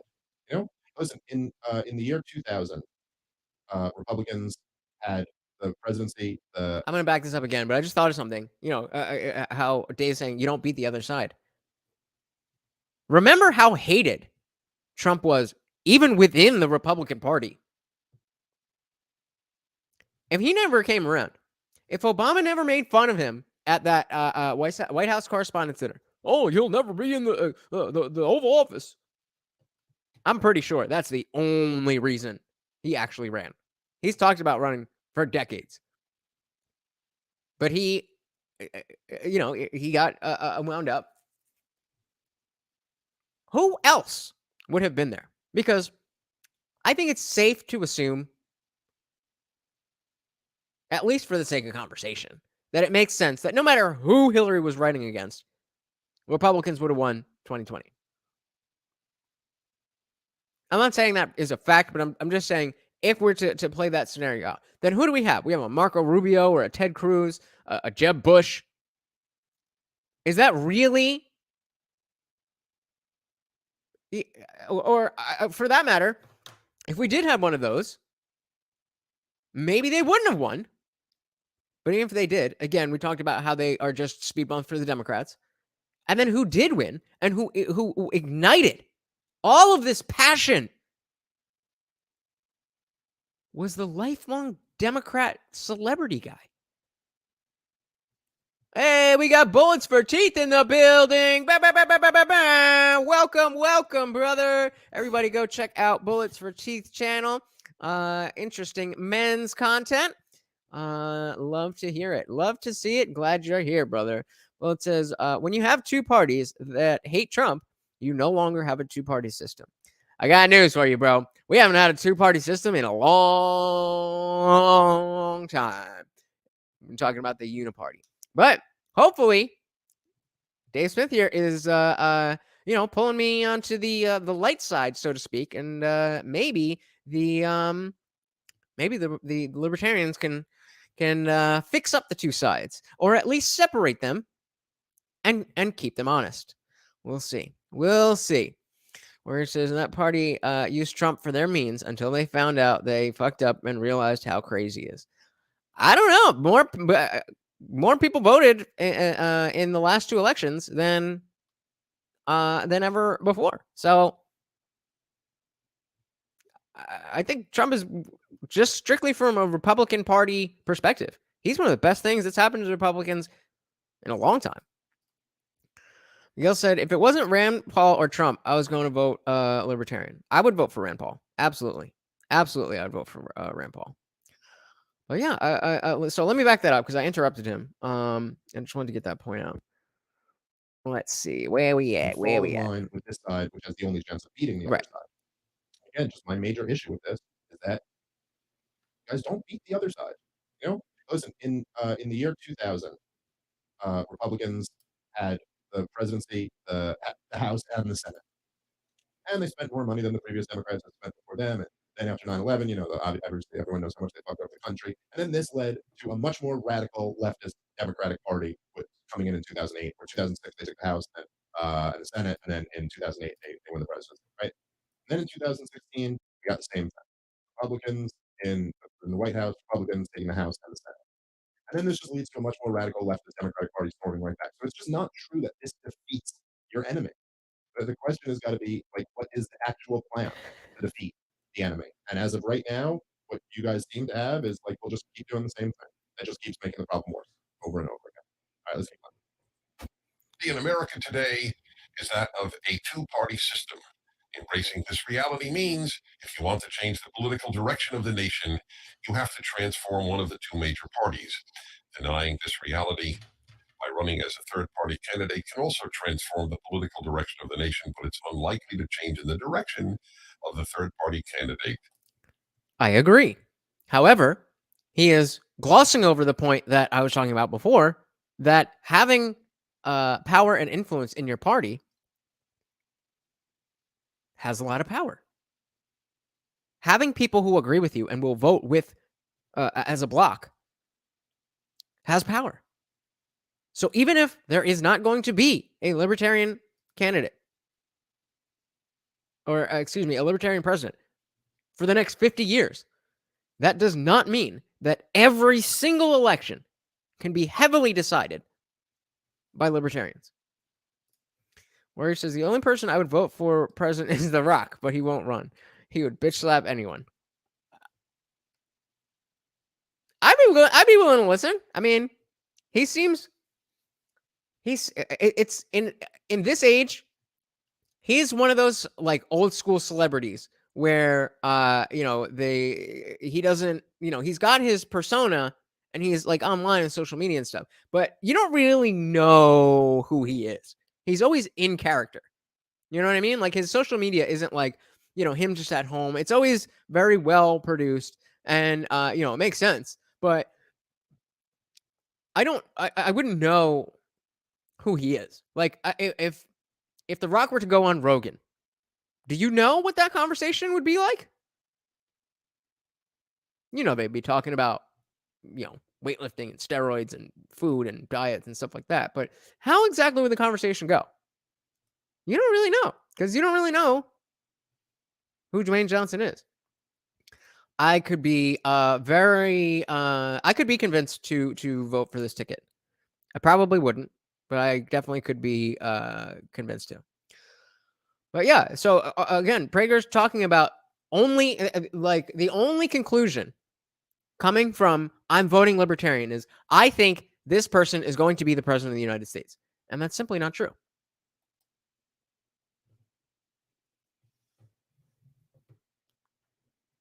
Play. The third-party candidate wants to go. Third-party candidates rarely win elections, but they're very good at splitting the vote. And why is that, Mr. Prager? Why is it that they are good at splitting the vote? Is it because they actually create a circumstance where politicians need to be held accountable? What a terrible, terrible thing. Why would we want that? Why would we want that? Accountability in politics? No. Come on. We don't want any of that. All right, let's pause it for a second there. I mean, again, there's just none of this is there's just no arguments being made at all. It's all just a series of assertions, some correct and some not correct. So like his assertion that like third party candidates are very unlikely to win. I mean, that is correct. But his assertion that we live in a two-party system, and the only way to change the parties is to join one of the two parties and change them. It's like, well, I don't know. I don't necessarily think that's true. I think it's quite possible that you can change one of those two parties from a third party. Exactly. I also don't think it's so much of a given. You can change one of those two parties, if not both of those parties, from a third party. I seeing how things have played out since I've started paying attention to 2015. It doesn't seem like getting in to change the party from the inside works. I was a Bernie bro. How did that work out? How did that work out?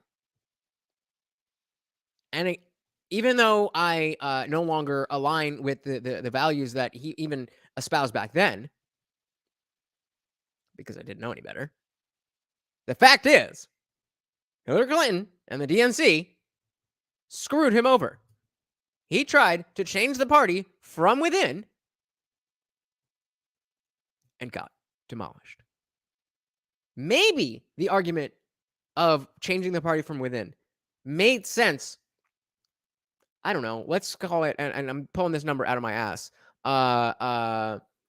Yeah, I think there's a lot of Bernie would-be Bernie voters all over the place. He made a lot of sense, and especially in comparison to Clinton and Trump, it was an easy choice for me. But I forgot what I was saying. Maybe it'll come back to me. Oh, yeah. But just that Bernie tried to change the party from within, and even though I don't agree with the socialist stuff, fact is they crushed him. So to act as if there's not this giant machine that will eat up any outsider is silly. You can't change these parties from. Oh, that's what I was going to say. Is that maybe 50 years ago, when the influence of the parties wasn't so heavy. Thank you, Sherry. That even as recently as Ross Perot, and they talk about how Ross Perot gave was it Clinton the election, or whoever, I don't remember, but the fact is that his third party candidate got a lot of attention. He was an independent, and he took a lot of votes away from the incumbent, and it did affect the election. But the point is that that's not necessarily a bad thing. You're taking the position that the Republicans should win. So if there's anything that could potentially not have the Republicans win, that's bad. But you haven't explained yet. That's begging the question. Why is it that the Republicans are better than the Libertarians to begin with? You have yet to answer that question, or to even address that point. You're just talking about the left, and you're talking about wasting votes. You're not addressing the libertarian ideology.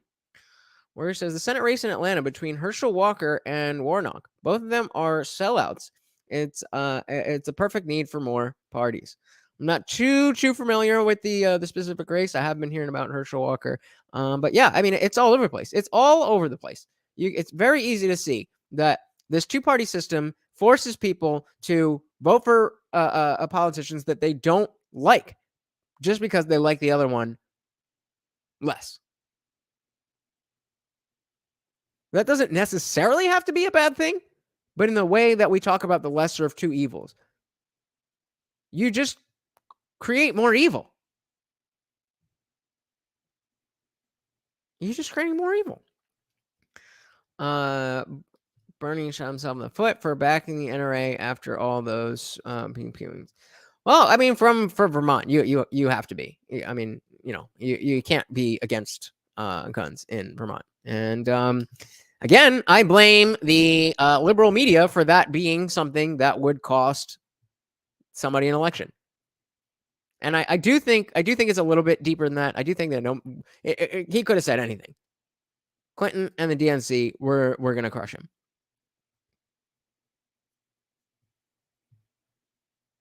But that's the point. Why would this kill his campaign? Lots of Democrats have guns. It's because it's the media picture of guns bad. Guns are Republican things. Democrats hate guns.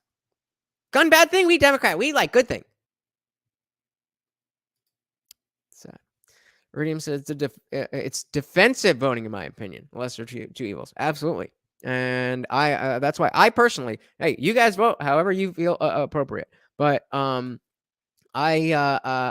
just think that in order for me to cast a vote for you, you have to earn that. Bernie's also against reparations, but his people got reparations. I mean, fair enough.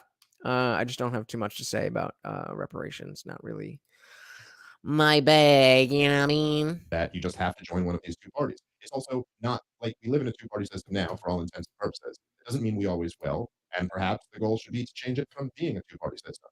As you just said, Rob, we'd be much better off if we had more parties all around, and they weren't able to just play this kind of like uniparty game where as soon as one party fucks up so much that you have to go back to the other one. Exactly. And that party fucks up so much that you have to go back to this one. That's kind of the way American politics works.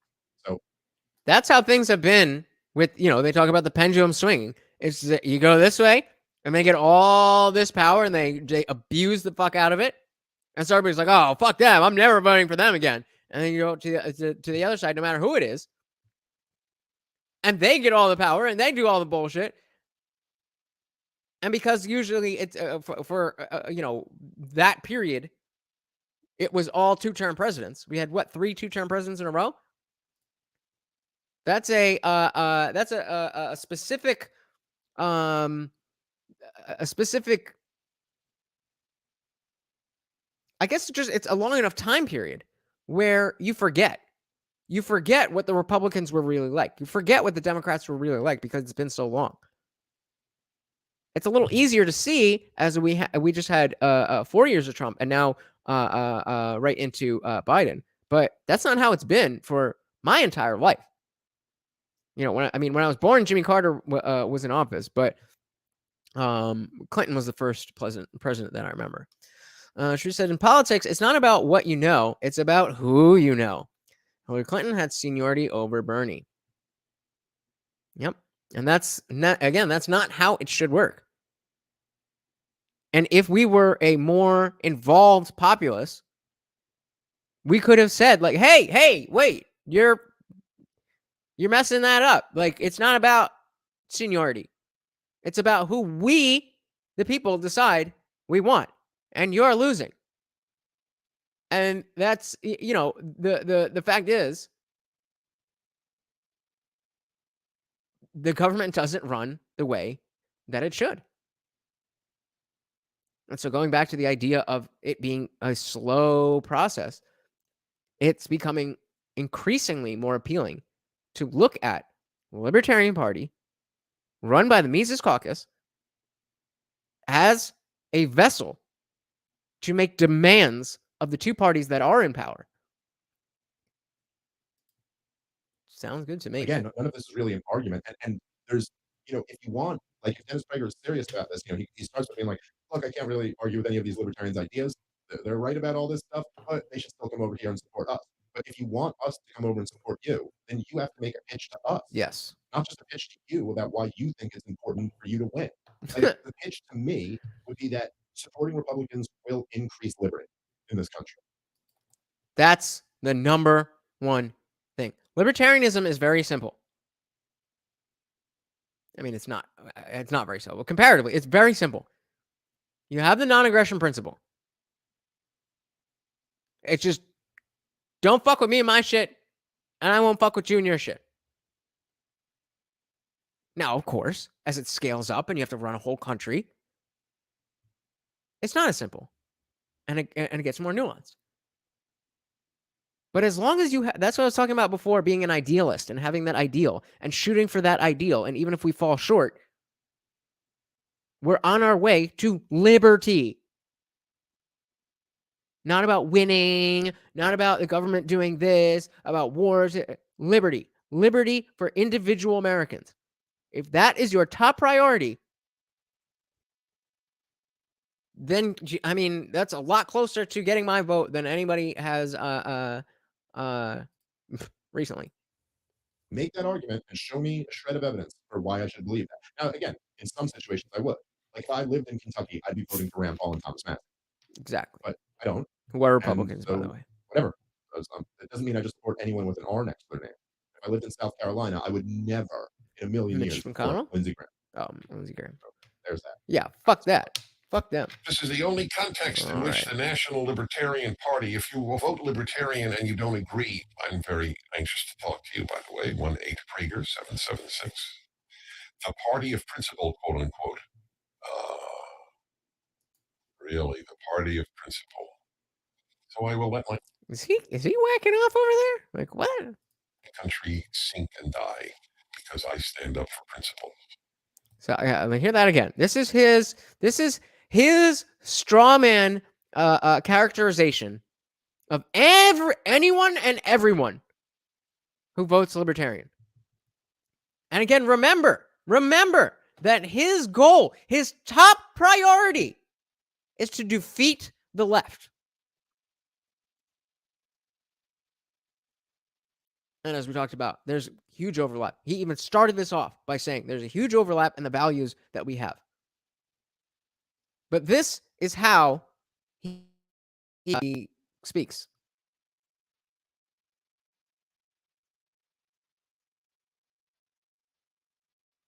Come on. So this is a good question. I think if you go to libertarian.org, they have all their stuff. I'll pull it up in a second. Vote Libertarian and you don't agree. I'm very anxious to talk to you, by the way. 1-8-Prager 776. A party of principle, quote unquote. Really, the party of principle. So I will let my country sink and die because I stand up for principle. So again, that's a good question here from Warrior. What is their agenda? Real quick, Bullet says, "Don't know if you've been paying attention, but the left just got sized for a new asshat." I've been paying attention. What happened? What are we talking about? Oh yeah. That's what. Hey, that's why I used left to left. I left the left a while ago, but that's what's going on. But going back to Warrior's question here, I'm just going to lp.org. Their preamble. Too big? Okay. As libertarians, we seek a world of liberty. Oh, get y'all here. We seek a world of liberty, a world in which all individuals are sovereign over their own lives and are not forced to sacrifice their values for the benefit of others. We believe that for individual rights, Take two. We believe that respect for individual rights is the essential precondition for a free and prosperous world, that force and fraud must be banished from human relationships, and that only through freedom can peace and prosperity be realized. Consequently, we defend each person's right to engage in any activity that is peaceful and honest, and welcome the diversity that freedom brings. The world we seek is built. The world we seek to build is one where individuals are free to follow their own dreams in their own ways, without interference from the government or authoritarian power. In the following pages, we set forth our basic principles and enumerate various policy stands derived from those principles. The specific policies are not our goal, however. Our goal is nothing more nor nothing less than a world set free in our lifetime. And it is to this end that we take our stance. So, Warriors, any activity says, "Oh, that sounds like well, what about this activity? I don't know if I like that activity." What's concerning about in their own ways, though? What's concerning about that? Free from government. Free from government. This is it's about free from government, free from harm from other people, free from oppression, free liberty. So let's this isn't too long. Let's go through it. The statement of principles. We, the members of the Libertarian Party, challenge the cult of the omnipotent state and defend the rights of the individual. We hold that all individuals have the right to exercise sole dominion over their own lives and have the right to live in whatever manner they choose, so long as they do not forcibly interfere with the equal right of others to live in whatever manner they choose. Where did I leave off? They choose. Governments throughout history have regularly operated through the opposite principle, that the state has a right to dispose of the lives of individuals and the fruits of their labor. Even within the United States, all political parties other than our own grant to the government the right to regulate the lives of individuals and seize the fruits of their labor without consent, aka taxes. Yep, both she said, mind your own business. Motto of the United States. Well, not yet. I would say motto of the Libertarian Party. We're over starting a proxy war in Ukraine. That did not have to involve us. So maybe if that's our motto, maybe we should listen to it ourselves a little bit more. So we, on the contrary, where are we? We, on the contrary, deny the right of any government to do these things and hold that where government exists, they must not violate the rights of any individual. Namely, 1, the right to life. Accordingly, we support the prohibition of the initiation of physical force against others. 2. The right to liberty of speech and action. Accordingly, we oppose all attempts by government to abridge the freedom of speech and press, as well as government censorship in any form. And 3. The right to property. Accordingly, we oppose all government interference with private property, such as confiscation, nationalization, and eminent domain, and support the prohibition of robbery, trespass, fraud, and misrepresentation. Since governments, when instituted, must not violate individual rights, we oppose all interference by government in the areas of voluntary and contractual relations among individuals. You keep. I need more than that. I don't know what you like. Yes. Do you not know what those mean? Do you not agree? I don't know what to do with this. Since government, people should not be forced to sacrifice their lives and property for the benefit of others. They should be left free by government to deal with one another as free traders. And the resultant economic system, the only one compatible with the protection of individual rights, is the free market. So we're not going to go into all this stuff, but just some of the big ones. We've got personal liberty. Individuals are inherently free to make choices for themselves and must accept responsibility for the consequences of their choices they make. Our support of an individual's right to make choices in life does not mean that we necessarily approve or disapprove of those choices. No individual, group, or government may rightly initiate force against any other individual, group, or government. Libertarians reject the notion that groups have inherent rights. We support the rights of the smallest minority, the individual. So there's plenty here. I'll drop the link in the chat if you want to go read a little bit more about what they're saying, what they stand for, what they're about. And then just the reminder that there was wokeness and infighting, and that they just had their I don't know what they call it, but like their conference to vote like who's going to be going forward and representing the party in the future. And the Mises Caucus, the group led by the guy that we are listening to, swept the party, and now they are the people who are running the Libertarian Party. So reparations is not going to be on their list of to-dos. Not quite. That goes against that policy. But that's a good question. That's what libertarians stand for. So again, let's back this up a little bit and see if Dennis Prager is accurately representing what we just read.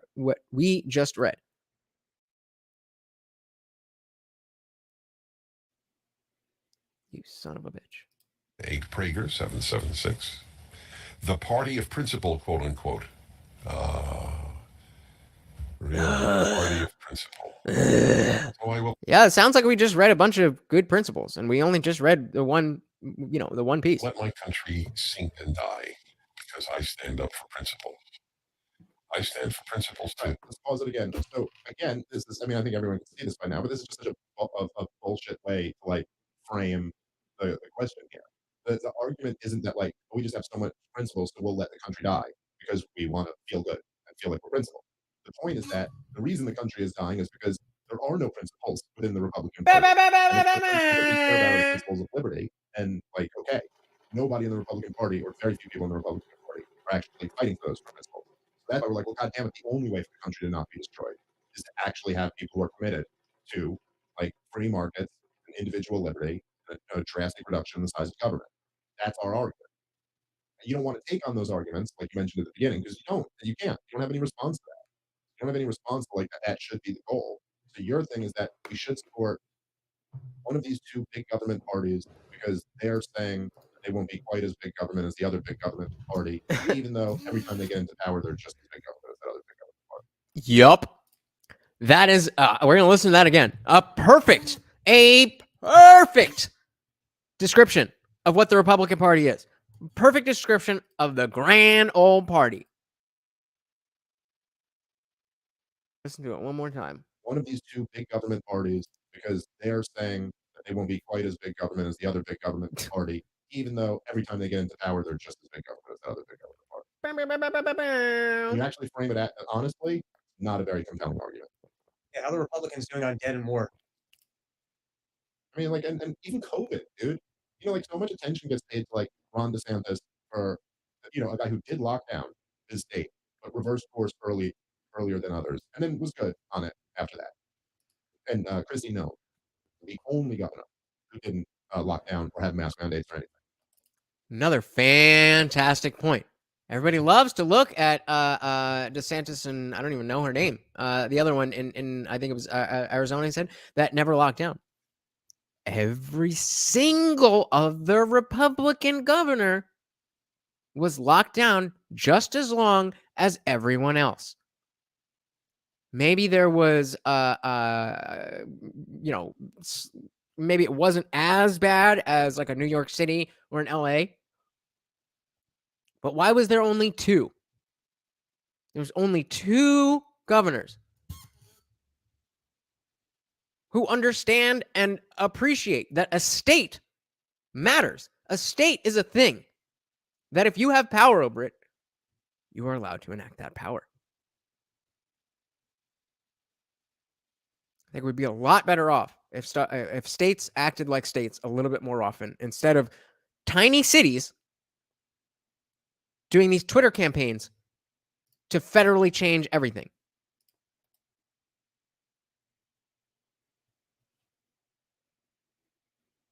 Now, okay, those are 2 Republican governors, but it's 2. Yep. There's a whole lot of Republican governors in other states. All of them lockdown mandates, all of it. Okay, so the vast majority, the overwhelming majority, are terrible on COVID, are terrible on money printing, are terrible on foreign policy, are terrible on government spending. Terrible, terrible, terrible on all of the most important issues. Mm-hmm. But they will take a real stand and say, I don't think your kids should be propagandized with, gender ideology until the 4th grade. So brave. So brave. The 4th grade? They were pushing for 2nd grade, but you guys got them to the 4th grade.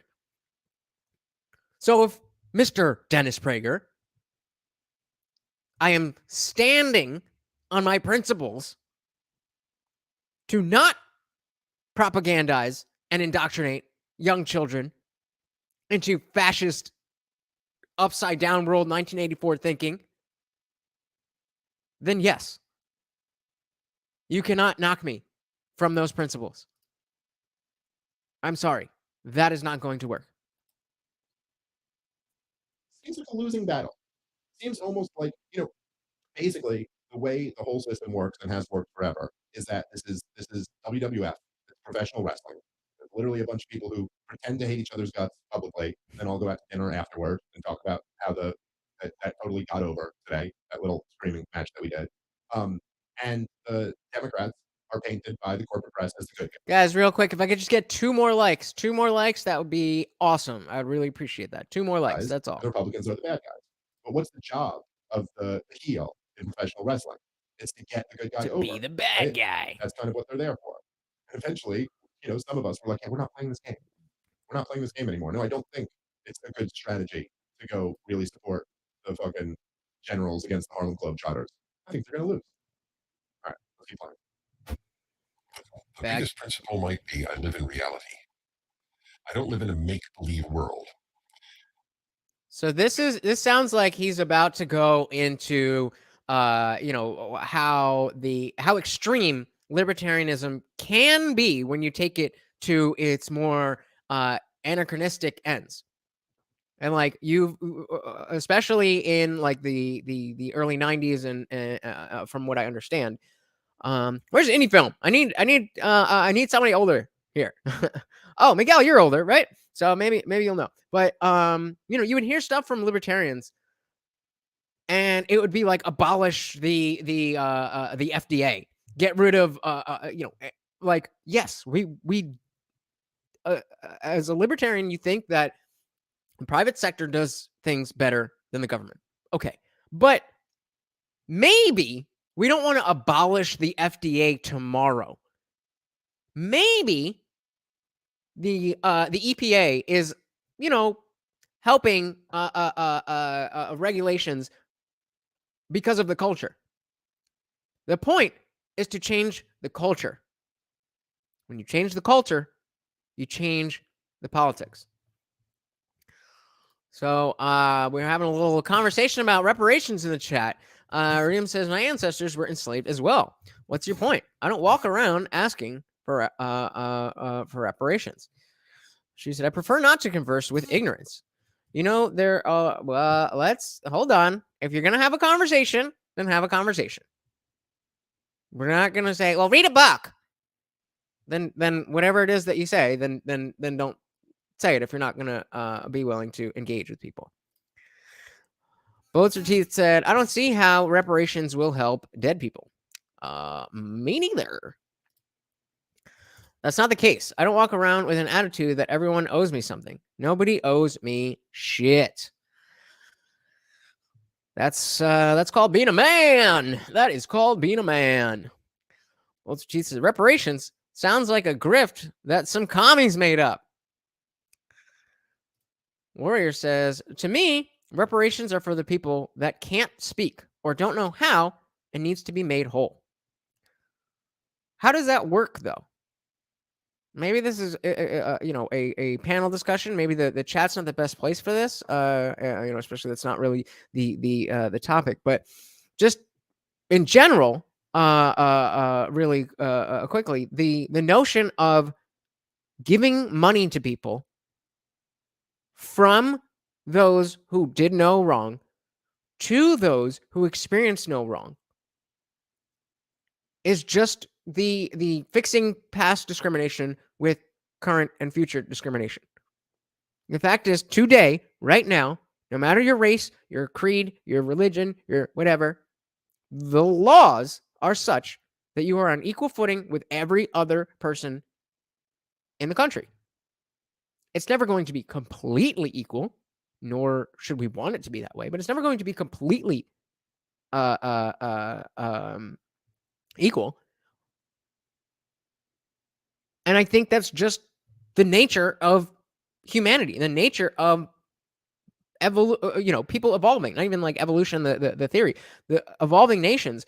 Shit's gonna happen if we're always looking back to.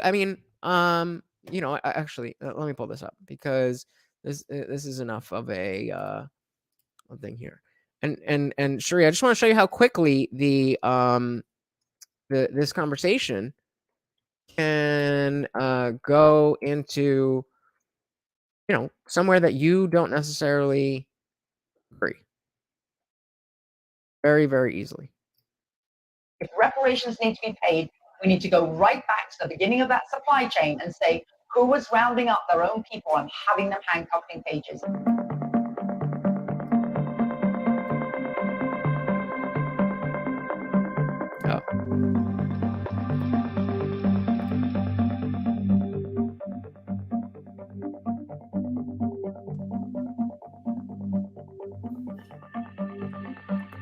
they going to show the thing? Come on, this isn't what I wanted. Hold on. What? Where? Why don't they just show the thing? You see how they're hiding it? You guys know what I'm looking for. I'm looking for this clip. Now we got to find it. And reparation. Oh, that's not how you spell it. This is crazy. They're burying that whole thing. This is insane. Let's see what this is. You have those who are asking for reparations for colonialism. Well, I think you're right about reparations in terms of if people want it, though, what they need to do is you always need to go back to the beginning of a supply chain. Where was the beginning of the supply chain? That was in Africa. And when across the entire world, when slavery was taking place, which was the first nation in the world that abolished slavery? First nation in the world to abolish it. It was started by William Wilberforce. was the British. In Great Britain, they abolished slavery. Maybe, I don't know, the descendants of those families where they died in the high seas trying to stop the slavery, that those families should receive something too, I think, at the same time. That woman so eloquently schooled Donny Boy. It had nothing to do with her accent, although that was impressive. I mean, he looks stunned. I don't know if he's ever been told this information before in his life. I don't know where he went to school. I know he's not an avid reader of history. Huh. And she's right, every bit of it. If reparations are going to be paid out in this country, wouldn't you want it to come from those who actually You have those. So, what? Basically, just to summarize that, Don Lemon brought up reparations, and this woman said, "Yeah, I'm all for reparations." So we got to go all the way back, and we got to look at who was selling slaves to people, and who lost their lives fighting the slavers of Africa.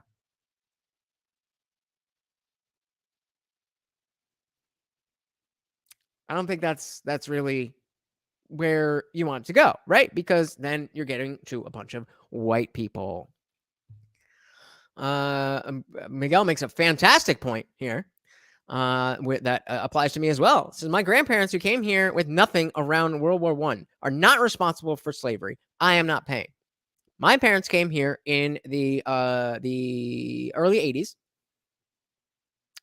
As far as I'm concerned, civil rights was before that. So I don't feel like me or my family should have to pay for something not even our ancestors did, that other people's ancestors did.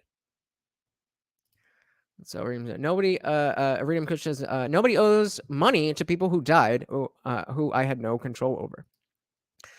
Warrior says, my ancestors survived Black Wall Street, so who is going to my family? So who is going to my family? And a Buffalo Soldier, where I gotta skip that one. Agreed. We can, yeah. I don't want to. This is just a short detour, and then we'll get back to it. But I just want to give you guys the the attention of what we're talking about. So Shree said, the Communist Manifesto is a 12th grade reading level. Are you sure you're able? Come on, Shree. Can we like? Why are you starting fights? If you cannot have a respectful conversation, this is not the place for you. You're talking about people reading books, and someone brought up a book. And now you're insulting that book. What exactly is it that you would like? This is not how we talk here. We have respectful, exactly. Polite and respectful discussions, please.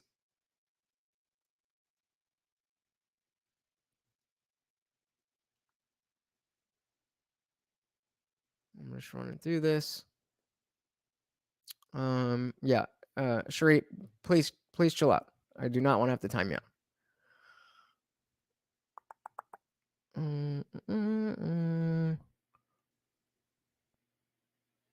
All right. Well, I'm just skipping all that. So Bullet said, my family came to America through Ellis Island. So how am I responsible to pay reparations? Explain. Exactly. Shout out. All right. So getting back in, let's back this up. Oh, thank you, sir.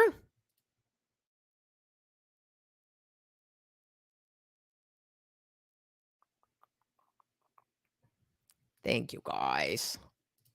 Really support the fucking generals against the Harlem Globetrotters. Wait, they're gonna lose. Did I miss something? Oh, no, okay.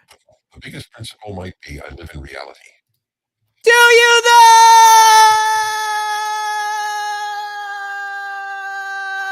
I don't know about that. I don't live in a make-believe world. Democrats, leftists live in a make-believe world where that we can agree on. Sex is not a given. It's assigned by humans. Okay, that's make-believe. America's systemically racist is make-believe. I will influence the country toward libertarian values by voting libertarian is make-believe. The number of people who live in a make-believe world is very large. Well, okay, so let's pause it right there. I don't know that this is for somebody saying is completely correct here. I mean, like, I don't know. Do a lot of these Democrats really live in a make-believe land? There's something just like such a boomer-con like kind of take. So you have your you've got people, right, who rob you of your money, use that money to propagandize your children. And you look at them and go, aha, you're not living in reality, man. None of this shit's real. It's like, well, yeah, I mean, it may not be technically true. You can change your gender, but if they're sure convincing a whole lot of people it's true, maybe that's the reality they're living in. They know that they can get away with this shit. And in fact, they are in reality. But to just say that, well, you know, the idea, so he says all these things aren't living in reality. And then he goes, oh, if you're a libertarian and you think voting for libertarians is going to influence the country to be more libertarian, you're living in fantasy land. Well, I mean, if you notice, even in that argument, one of these things was not like the other. Like, that's not the same thing as saying, like, oh, we live in a systemically racist country, or oh, you can change your gender, or whatever else fucking other shit he was listing off there are. This is kind of like, seems a little bit more plausible that, like, if somebody, like, who was promising libertarian policies were to, like, receive a whole lot of attention and support, that then other politicians might be like, okay, we got to cater to this group in order to win their votes. Maybe. I don't know either. If I was scrolling through, but I don't know what this is either. What is FBA? Even throw them some bones. It seems much more plausible than the others. But really, what so many of us, particularly on the national level, and particularly the whole group who just took over the Libertarian Party, this has been basically our kind of whole pitch, is that libertarian politics, the Libertarian Party on a national level, should really be used to spread our ideas and our message. That should be first and foremost what our primary objective is. And that I think you're going to be caught in some type of performative contradiction if you deny that that is possible or that's not living in reality. I mean, what is Dennis Prager doing right now? He's trying to convince libertarians not to support the Libertarian Party, but instead to come support Republicans, right? So clearly, just by doing that, he thinks it's possible that he could convince someone of this. That's why he's trying to make an argument for why they should have behaved this way instead of behaving this way. And if you think that that's true, it's like, okay, well, we're trying to do something else. We're trying to convince people to support libertarian ideas. And if you can convince people by spreading your message, then I think you can't argue. But you can't argue against being able to convince people by spreading your message while you're attempting to convince people by spreading your message. You know what I'm saying? It's like I need to hear that one more time. I think you can't argue. You can't argue. You can't argue against being able to convince people by spreading your message. You can't argue against being able to convince people by spreading your message. To be able, you can't convince people to be able to while you're attempting to convince people by spreading your message. You know what I'm saying? It's like you're caught in some type of contradiction there if you are. And so, yes, I think that just the act of voting probably in itself is not going to create a more libertarian society. The idea of speaking to large amounts of people in a persuasive way, I think can. So, obviously, you also believe that speaking to people, a large audience in a persuasive way can change outcomes. Otherwise, you wouldn't be doing this. I actually, when I first read this, for a split second, I got defensive because I really like Dave Smith and I really agree with the whole message here. But you are right. But in Dave's defense here a little bit, I think he is a little bit at a loss for words at how ridiculous, or not ridiculous, but just how non-substantive the Prager argument actually is. So it sounds like he's trying to show how silly the silly thing is, and it sounds silly articulating that. Does that make sense? But yeah, that was kind of a whole lot of nothing for a little bit. She said, just for context, the Communist Manifesto just for context, the Communist Manifesto was mentioned as a derogatory comment towards me. So that is not in favor of that. So let's not have derogatory comments to anybody. Let's attack ideas and not people. That goes for everybody. I don't feel like I have to single you all out like we're in kindergarten. Just be respectful. Attack ideas. We get heated here, and that is very much welcome. If if you're getting crazy disagreeing with somebody, that means we're doing the right thing. But you have to be able to stick to the notion of attack ideas, not people. that simply will not be tolerated. From a basic level, that's not nice. And then from a more realistic level, we get real comfortable with each other. And so if somebody new comes in and they say something and they get jumped on by whoever, that doesn't really help the growth of my channel. So on both ends, I am humbly asking everyone, and nobody in particular, to let's be respectful to each other and attack ideas. Yeah, fuck the commies! All right.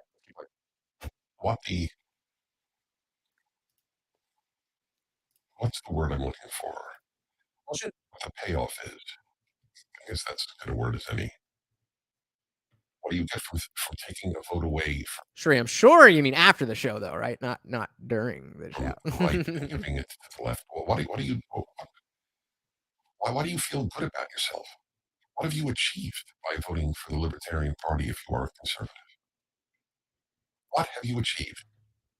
Is there any more important question about anything you do in life?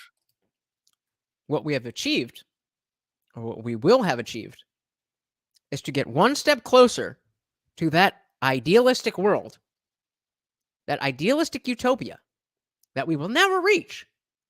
We will get one step closer. That is the answer.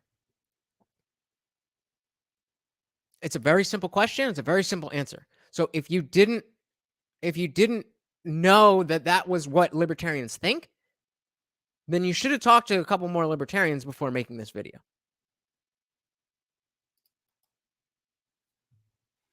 What have you morally achieved? I'm not talking about what have you achieved financially. Yeah, let me know, Miguel. I'm just as lost as you. Yep. This party, with its principal candidates above all else, believes in limited government, which is to say, they oppose socialism, and voila! When you split the anti-socialist vote, the socialist wins. If you can refute that one line, I'm going to let Dave do it, because obviously that's ridiculous, you, but... and offer you one of my finest cigars. All right. Let's pause it right there. Now, Dennis Prager, I will tell you, you're going to owe me a visit in just a second. But I'm not really a cigar guy. Go for a nice bourbon and a Marlboro Red. That'd be pretty sweet.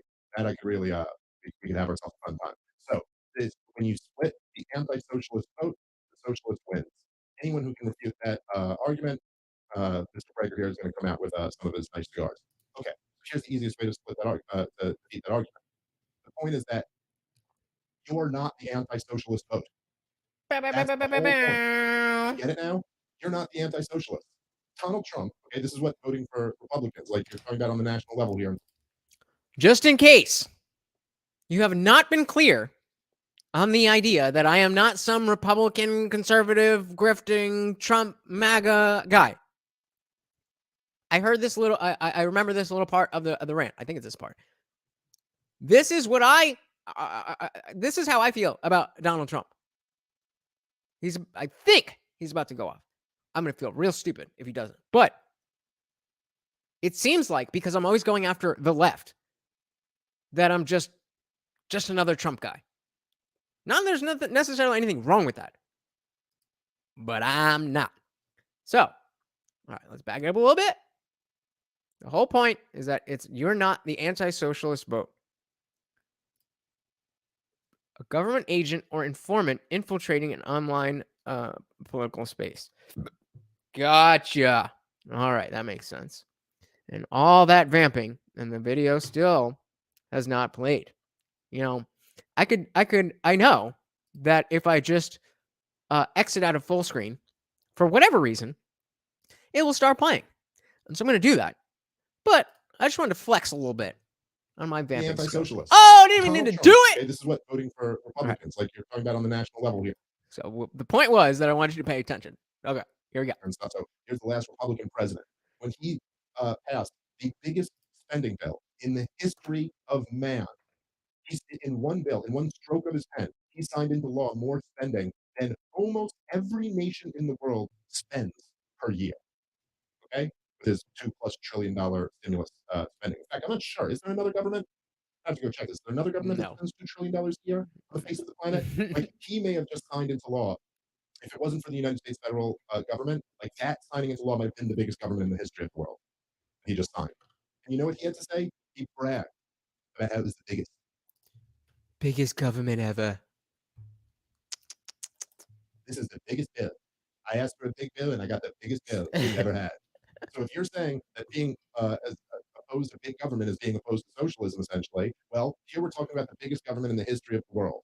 And your last guy bragged about signing it. And then when Thomas Massey, another Republican there, right, who like actually was like, whoa, I'm kind of against this. This is insane. It's nothing but corporate giveaways. And he actually went through how like you're just like giving away there's peanuts for people, and then there's just nothing but corporate welfare. How the hell do we need corporate welfare because there's a pandemic? Trump not only attacked him, but sent all of his people to like ruthlessly attack Thomas Massey for daring to stand up to his socialism. So we're not splitting the anti-socialist vote. We're saying there should be one. Boom!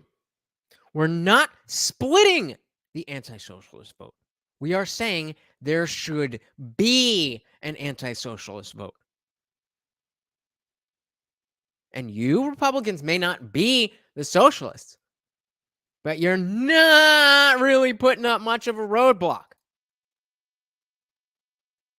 The fact of the matter is, all of these socialist ideas, these quasi-communistic bullshit, all of that has flourished. And a lot of it flourished under Trump. She says, you're enemy after the show. Also, thank you for... Of course, I got you guys. I got you. This is a party. We want to have fun. We can get heated. We can get into... we're talking about stuff that matters. So we are going to get heated sometimes. And that's okay. That is perfectly fine. As long as we stay in the realm of respect, then we are going to continue to enjoy these parties as well as learn, as well as being challenged, as well as learn how to deal with being challenged. That you get all of that just by coming here.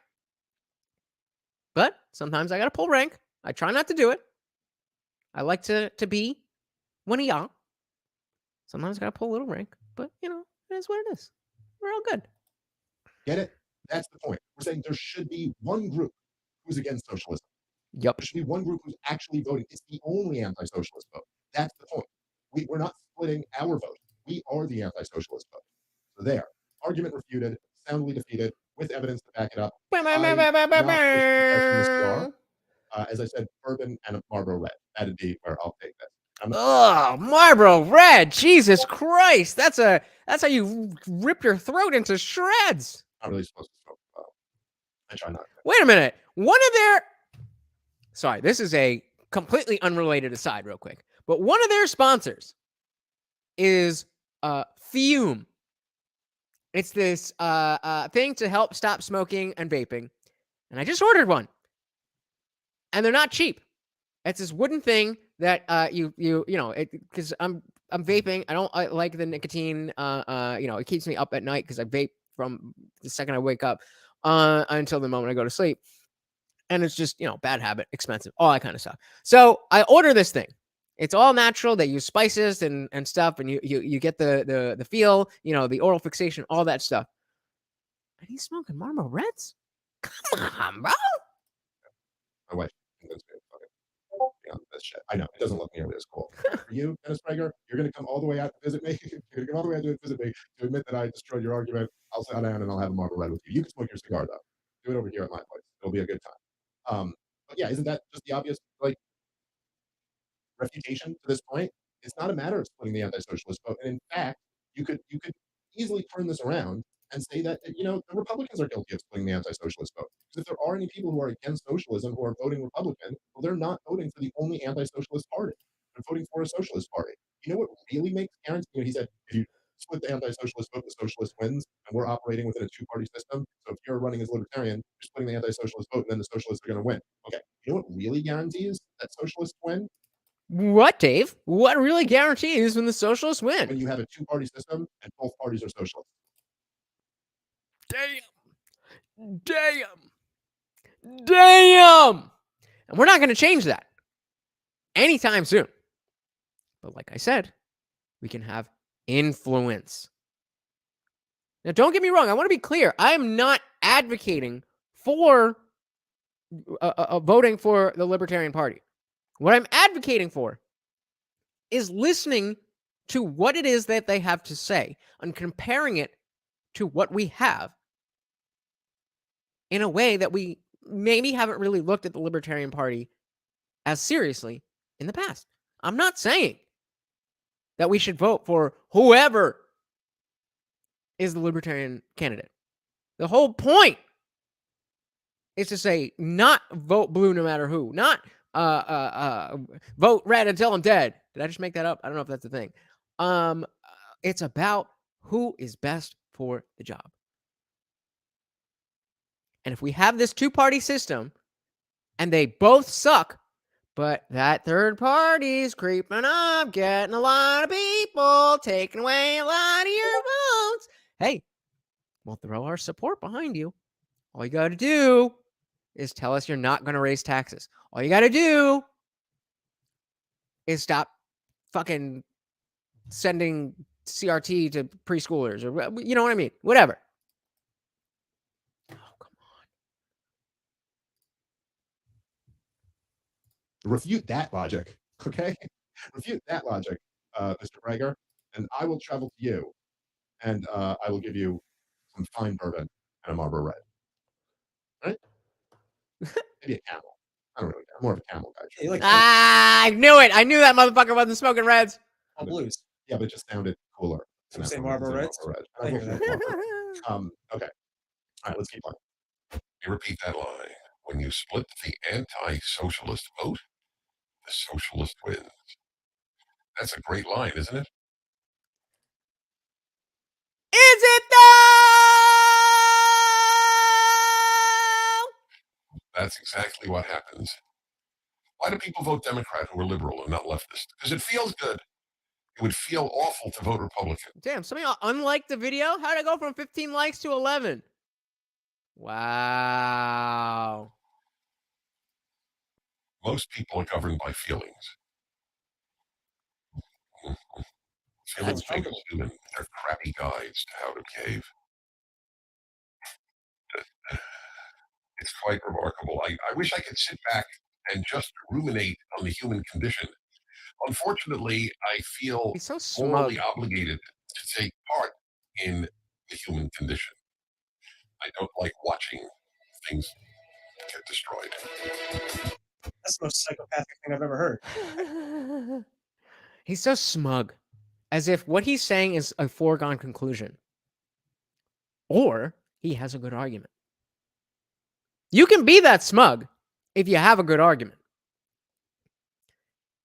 It doesn't even have to be like a complete perfect argument. It just has to be something valid and sound. But he didn't offer that. All he offered was his surface level opinion and then reasons why he has that opinion. Not any reasons why any other opinion is wrong. Just why he has his opinion. So that seemed to be the end of the Prager video. Let's see what Smith and Robbie have to say about I it. feel socially obligated to take part in the human condition. I don't. That's some real lizard shit. I don't know what exactly the hell he means by any of that. That whole thing just made no sense. Yeah, these humans and their feelings, they're so gross. Exactly. They serve as a guide. Yeah, We're saying might not be true. You know, and it's a weird thing because it's like, well, here we are saying like, okay, well, look, here are the correct policies. He's even from the outset of this saying, I can't argue against the policies. Then it's like, oh, but you know, it just feels good to do this. So now he's describing motivations to why you would want to go support this party, and then arguing that, you know, I think what he's arguing more or less is that emotional decisions are not as good as logical decisions. But we're sitting here saying, hey, here's the correct candidate who's, you know what I mean, like running on the correct issues. And he's saying, yeah, you're correct, but come vote over here anyway for what, the guy to own the libs or something like that? I mean, why is it so self-evident that we are making our decisions based off emotions and you're just making them off as like strategic logic? Again, you are just making them off like strategic logic. I'm just telling you, I challenge that strategy. I challenge the soundness of that logic. So that, I guess he was doing a commercial. Can you just see, does he, we could skip forward a little bit. Does he come back and keep talking about this shit. Now a word from Pfizer. Remember to get vaccinated and support your vets. The human condition is what I guess he's still going. All right. Most people don't ask in these macro matters or even in micro matters, will it do good as much as they ask, will it feel good? The Libertarian Party is, let us feel good about ourselves while we help the left destroy the country. That is the Libertarian Party in a nutshell. I didn't exaggerate one iota. They are one of the greatest helpers of the left in the country, the Libertarian Party. Libertarian think tanks are terrific. The Libertarian Party is completely destructive. Completely. It helps the left more than any other non-left thing in America. Right, let's just pause it right there. 20 seconds. Let's just pause it right there. This to me is just infuriating. Like, again, it's just an assertion. Maybe he's going to try to make an argument about this, but he will not be correct. Then to say that the Libertarians help the left more than any other not left thing in the country is such fucking bullshit. You know what helps the left more than any other non-left thing in the country? The Republicans. The Republican Party. Called it. Because they not only endorse their policies, they endorse and expand their institutions, and then they just commit heinous acts that just further leftism. I mean, like, it's not a coincidence that after the George W. Bush administration, you get Barack Obama, because George W. Bush had so destroyed the reputation of anything having to do with the idea of liberty, republicanism, evangelicals, like anything like that, had been so destroyed by the previous 8 years that so many people just switched over and supported the progressive candidate, Obama. It's just not true. It's just not true that the libertarians are the thing that's really helping the left. But think about the last Republican president, Donald Trump. Has there ever been a better fundraising tool for the Southern Poverty Law Center? Has there ever been a better fundraising tool than Donald Trump? Gonna go ahead and say no on that one. We're not going there. We're not going there. Anything better? He literally saved CNN from sure disaster. Then what happened as soon as he was out?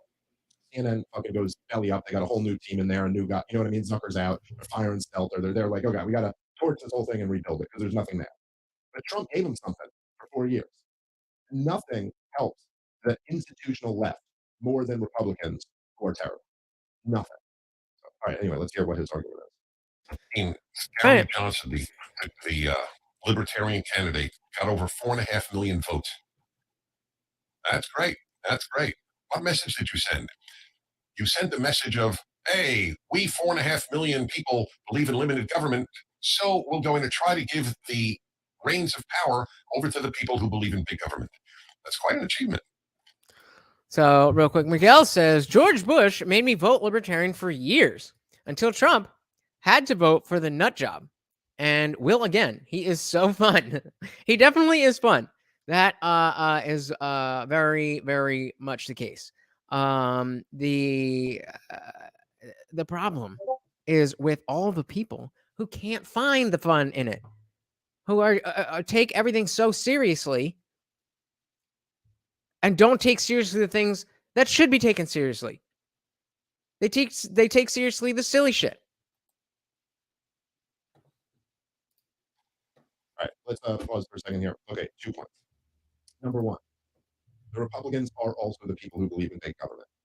Just factually true. Again, as Trump came in, he had an all-Republican Congress and an Republican-controlled Congress and a Republican-controlled Senate, and the spending went up pretty drastically. So it's not, if just factually speaking, if Obama was big government, Trump was bigger government. So you just don't get to say, oh, there's this. Guys, we've moved on. No more. Whoever's said derogatory things, we're not doing derogatory.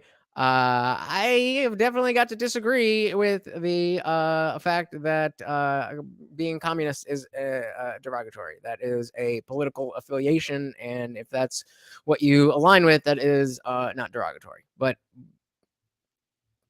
I don't want to have to play preschool teacher here, guys. Come on.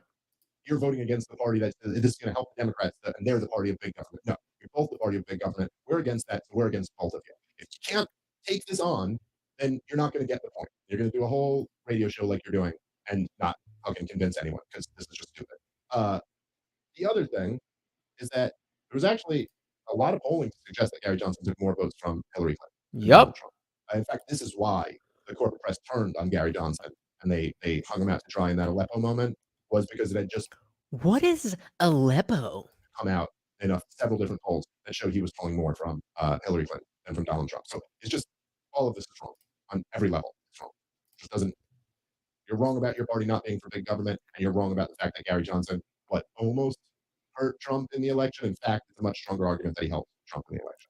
So anyway, let's keep on. 4.5 million votes in tight elections. Under foolish must be a picture of the Libertarian Party. Under I want to feel good about myself is a picture of the Libertarian Party. All right, just pause it again. That just sounds like straight cope. Like, just straight ad hominem. Like, under the, what did he say? Under loser, it's a picture of a libertarian. Because libertarians are losers. Okay, bro. Whatever you say, man. So you can see, again, this is just, first, forget the big government thing with both parties are big government, obviously, but he's just making a technical mistake in his mind. Like, it's just literally like just a straight up, like, a flaw in his logic. Like, if you were grading this as a teacher, you would just in big red marker circle this part and be like, no, does not logically follow. He's assuming that all 4 million people voting for Gary Johnson would have voted Republican. In case we missed that point, the entire argument that Dennis Prager is making is reliant on the fact that everybody who voted for Gary Johnson would, if they didn't vote for Gary Johnson, would have voted for Trump. And as we just went over, it is more likely that those people would have otherwise voted for Hillary than for Trump.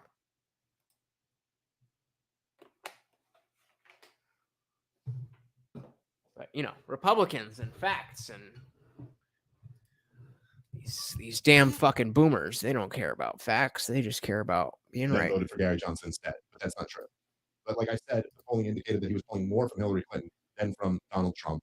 In fact, Gary Johnson was out there, and you know, I'm a big critic of Gary Johnson, but Gary Johnson was out there, and him and his VP were just constantly bashing. Iridium, did you join the Discord yet? Because we're about to hop over. We got a couple minutes left here, and then we are hopping over to the panel in Discord. Link is in the description. Donald Trump, and so if they were basically running on we're against Trump. They weren't pulling over voters from Donald Trump in large numbers because they were just sounding like everyone else in the corporate press. They're an awful campaign. But regardless of that, there's all of these other. It's not just Republican voters, right? There's Democratic voters. There's independent voters. There's people who weren't going to vote at all, right? So just add up the numbers and go, oh look, this was a tight race, and you took this many voters. It's making it appear that his argument is that they took all those voters from Trump. That's just not at all true. There are a whole lot of people who are just never going to vote for Donald Trump for lots of reasons. And lots of them were stupid. Lots of them were very legitimate reasons.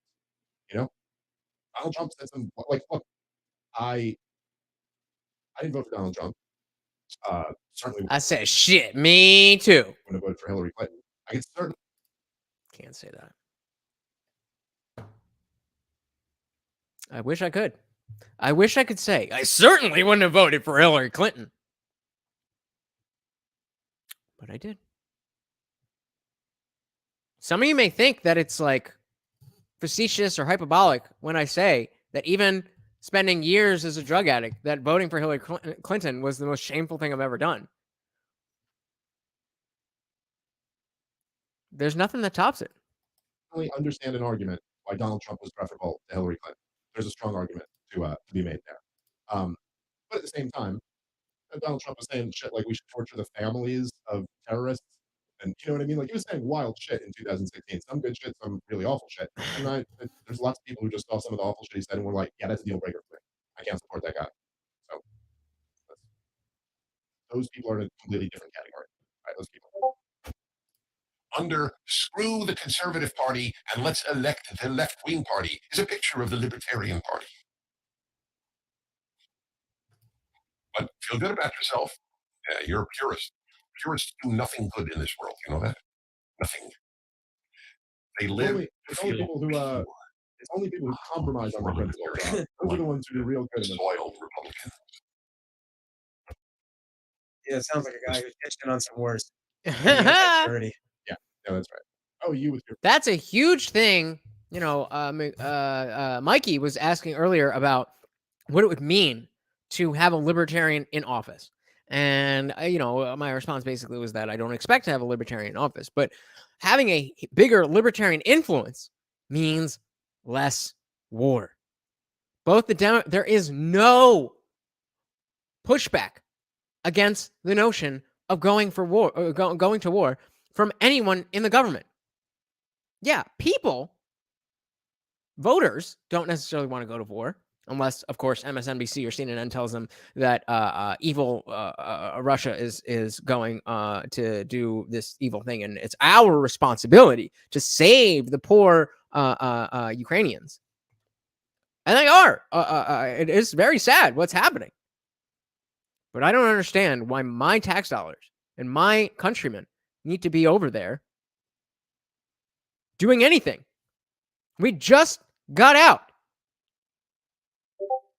of a war that some of you were not even alive for the beginning. But yeah, let's go to war with Russia. And while we're at it, let's say that we're going to defend Taiwan and just poke that bear known as China. Why not? purity. You with your principles. That's the real problem in this country today. Is everyone's just a goddamn principle. All right. Keep on. State level, Gary Johnson very nearly handed crucial states to Hillary Clinton. In Pennsylvania, where Trump's margin was just 1.3 percentage points, Johnson got 2.4% of the vote. In Wisconsin, where Trump won by 0.6%, Johnson got 3.7%. I am so stupid. I am so stupid. He was saying, obviously he's talking about Gary Johnson. For whatever reason, I thought he was trying to make a historical argument about people who voted for Lyndon Johnson. And or places that voted for Lyndon Johnson. So I need to back that up because I'm an idiot. Sorry. All right, I need to take that in one more time. I don't know why this keeps making me do crucial states to Hillary Clinton.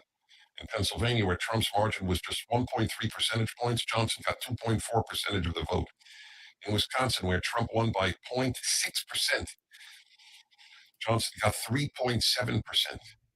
God, I read Just the same mistake over and over again. It's the same mistake. So yeah, Iridium saying, my colleague's daughter only has known this country not at war for less than 1 year. That's all of Gen Z. Not all of Gen Z, but if you're born, I mean, let's even, you know, let's say if you were born in 98, you didn't remember 9/11. So everyone who was born in 1998 and later, virtually, aside from less than 1 year, has never lived in a world where America was not at war. A war that we didn't need to be in the first place. But yeah, vote for the Republicans. I'm assuming that Johnson's votes are all coming from Trump. But all right. Time for the Libertarian Party only increases. Just remember, it's the human condition. I want to feel good about myself. That's what animates the left. Oh, we're going to conquer global warming by banning all gas-powered cars from being sold in California as of 2035. I feel good about myself. How exactly are we going to power all of those cars? I don't have to answer that. I have to feel good. The whole left motto is we don't do good, we feel good. If they wanted to do good, you know what they would do? They would build desalination stations, power infrastructure in places like California. We have a drought. Do what Israel does. Israel now exports water. Israel has no water. It's half desert, the Negev. So they desalinate from the Mediterranean. They now have all the water they want. All right. France gets I'm not against desalination. 20% of its Yeah, I mean, power from desalination. nuclear power. Cool. the left doesn't want nuclear power because it does good. It puts them out of business. That's what people do not. People who think about life at all do not understand the power of the desire to feel good about yourself. No, I'm anti-racist. That's what the NFL does. Every end zone has some message on the grass. Fight racism. Now we feel good about ourselves. Does it actually accomplish anything? Nothing. But again, this has nothing to do with the disconnect between libertarians and Republicans.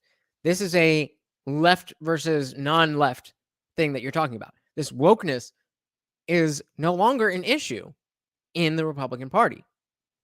So you're just speaking on, hey, we got Positol in the building. Bah, bah, bah, bah, bah, bah, bah.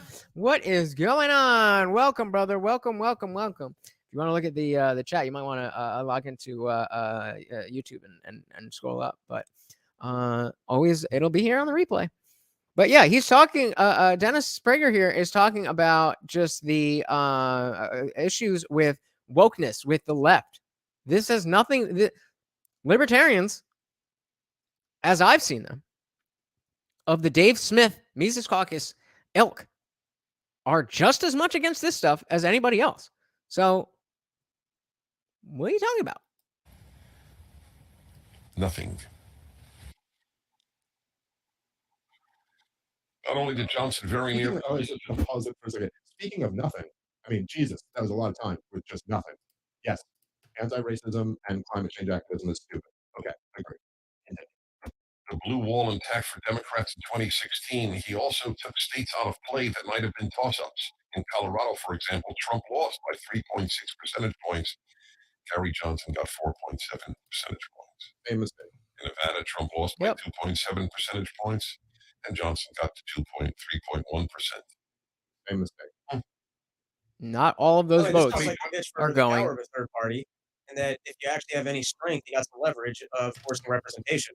Exactly. Dennis Prager started this out talking about how voting a third party, voting for Libertarian, is wasting your vote. But now he's talking about how much influence the vote for Gary Johnson had on the 2016 election. So which is it? Is it throwing away a vote? Or is it that the Libertarian candidates themselves have not been up to snuff? Of course, the Republican and Democrats are, they're grandfathered in. So we don't need to judge them based on any realistic values of being a human or a leader, because of course it's going to be a Democrat versus a Republican. But take a step back and think about what the fuck you just said, bro. Gary Johnson was not a good candidate. And he's taken 23, 25, whatever percent of the vote. What happens when we get somebody who is a good candidate, who speaks to the people, who addresses the issues, who has a good platform, who knows what the issues are and how to solve them, or at the very least is good at making people believe that's the case? Can't have it both ways. Either the third party does nothing and it's a waste of your vote, or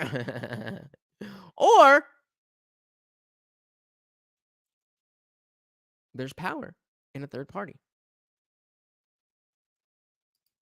You actually only need 3% of a vote to spoil an entire region and potentially force the party to actually accommodate your values. It sounds like a really strong pitch for joining up and small party. Exactly. That if you got a view that the current party doesn't care about, let's just say ending the Fed. Let's say that was your most important thing. Let's go with COVID. You want to empower the CDC so they can't tell you that you can't work your job. And that's not on either party's ticket. You create another party that, let's just say, becomes 5%. Only 5% of the vote in an area. Guys, nobody has liked the video since I last asked if anybody could hit that like button. It's just a little whoop, whoop. I would really, really, really appreciate that so much. That's the biggest metric that helps push it out into the algorithm. Please, guys, just a little tap. Thank you so much. And then they realize, oh, if I want to win, I might have to take on that view. So it sounds like you've actually just given everyone an idea for how you can acquire political leverage. Well, right, and this is basically the whole goal of how to wield the Libertarian Party, is that on the national level, we're supposed to be spreading a message and making people talk about the things we want to talk about. On the localist local levels, you're supposed to be trying to win and trying to get political power where you can to pull back the local size of the local government. And then in the mid range, these bigger like city, races and statewide races and things like that. What you're trying to do is be the difference and then exploit that for what you can. Right. So you might Right. So Jimmy Dean says Johnson made politics funny again. We all enjoyed chortling at his expense. I mean, he was definitely entertaining. If we're just talking about making politics funny, Trump. There's no one that made politics more entertaining, if evidenced by nothing else than the fact that now everybody who doesn't really pay attention to politics now has a political opinion on everything. But yeah, he was a force to reckon with. All right, let's finish this up, and then we'll head to the panel. Libertarian Party go, oh, they're only getting like 2 or 3% of the vote. And then in your mind, you think, oh, you got to go from that up to getting 50% of the vote in order to win. But really, the truth is that no, you need to go from that 2 or 3% of the vote to say like 5% of the vote, which is the difference, right? In many of these statewide races. And then all of a sudden, then you have to wield it intelligently. And so then you would say, for example, if it's COVID restrictions, and there's a Republican who's bad on COVID, like most of them were. Like the overwhelming majority of Republicans, don't forget this again, Dennis Prager and everyone else listening, don't forget that in the biggest crisis in modern American history, the overwhelming majority of Republicans were terrible on it. I went right along with Fauci and the CDC and the whole big pharma industrial complex. Wait a minute. Wait a minute. Are you telling me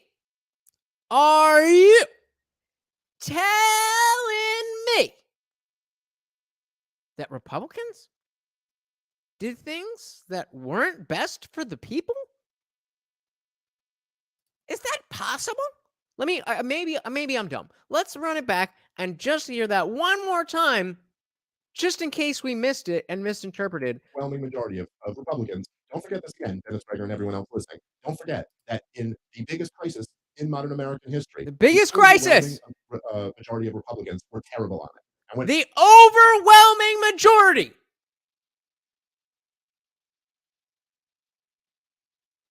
So get the fuck off my ass about being a Republican or a conservative just because I fucking hate the left. There is no default here. You don't get the benefit of a default. Whether you're Donald Trump or Gary Johnson or whoever. Apparently. Your vote, or excuse me, my vote, is not the same as everybody else's vote. You've got about, maybe 30% of people, call it 25% of people on each side who actually pay attention to the issues and vote because that's what they believe in. Then you got another 30% on each side who just vote because that's what they think they're supposed to do. That ain't me. Sorry.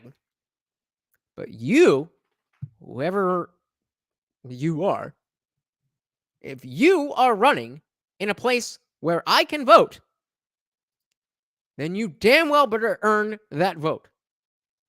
Because I have no issues with sitting my puny ass at home and not voting for anybody. Right along with Fauci and the CDC and the whole big pharma industrial complex, all of them, okay? Yup. So what we would do in that situation, if the margin of error is like 3% and we're calling it 5%, and we go, oh, well, if you're running someone bad on COVID, then we're gonna cost them the election. And yes, that's right. We would hand it to a Democrat, Jimmy, if you're every bit as bad as a Democrat. It doesn't fucking matter to us. Exactly. So if you want that, run someone good on COVID. If you run someone good on COVID, we'll support you. Now you have real political power. This is not just wanting to feel good. This is wanting to do good. This is living in the real world, not in some fantasy world. And this is, and honestly, I think this is a much smarter, wiser strategy than saying we'll just blindly support Republicans, even though the vast majority of them are terrible. I think it's a much better, sounder policy, or a much sounder strategy, I should say. Okay, let's keep playing a little bit more, and then we'll wrap up. See if you make a good point. Almost It done. is possible that Joe Jorgensen, the Libertarian candidate, threw the election to Biden.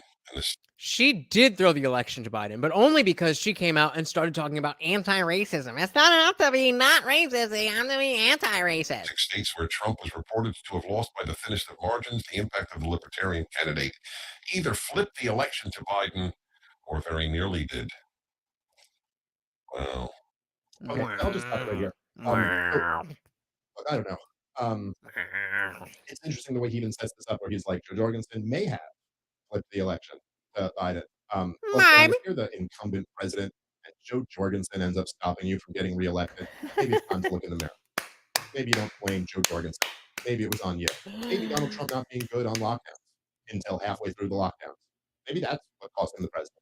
Maybe it was not keeping his promises on anything. Maybe it was betraying his base at every conceivable turn. You know, Ann Coulter, who was like the biggest Trump supporter, she had a great column on this, where she was just talking about the idea of like blaming that this election fraud narrative is totally giving cover to Trump for him losing the election himself. And the fact that he just, on every single, in every conceivable way, completely betrayed all of his supporters and all of his promises. Maybe that's where you should look.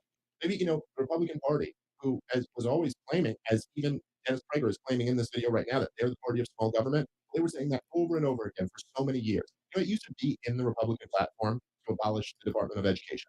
It used to be what they ran on until they got in power. Then they expanded the Department of Education. What?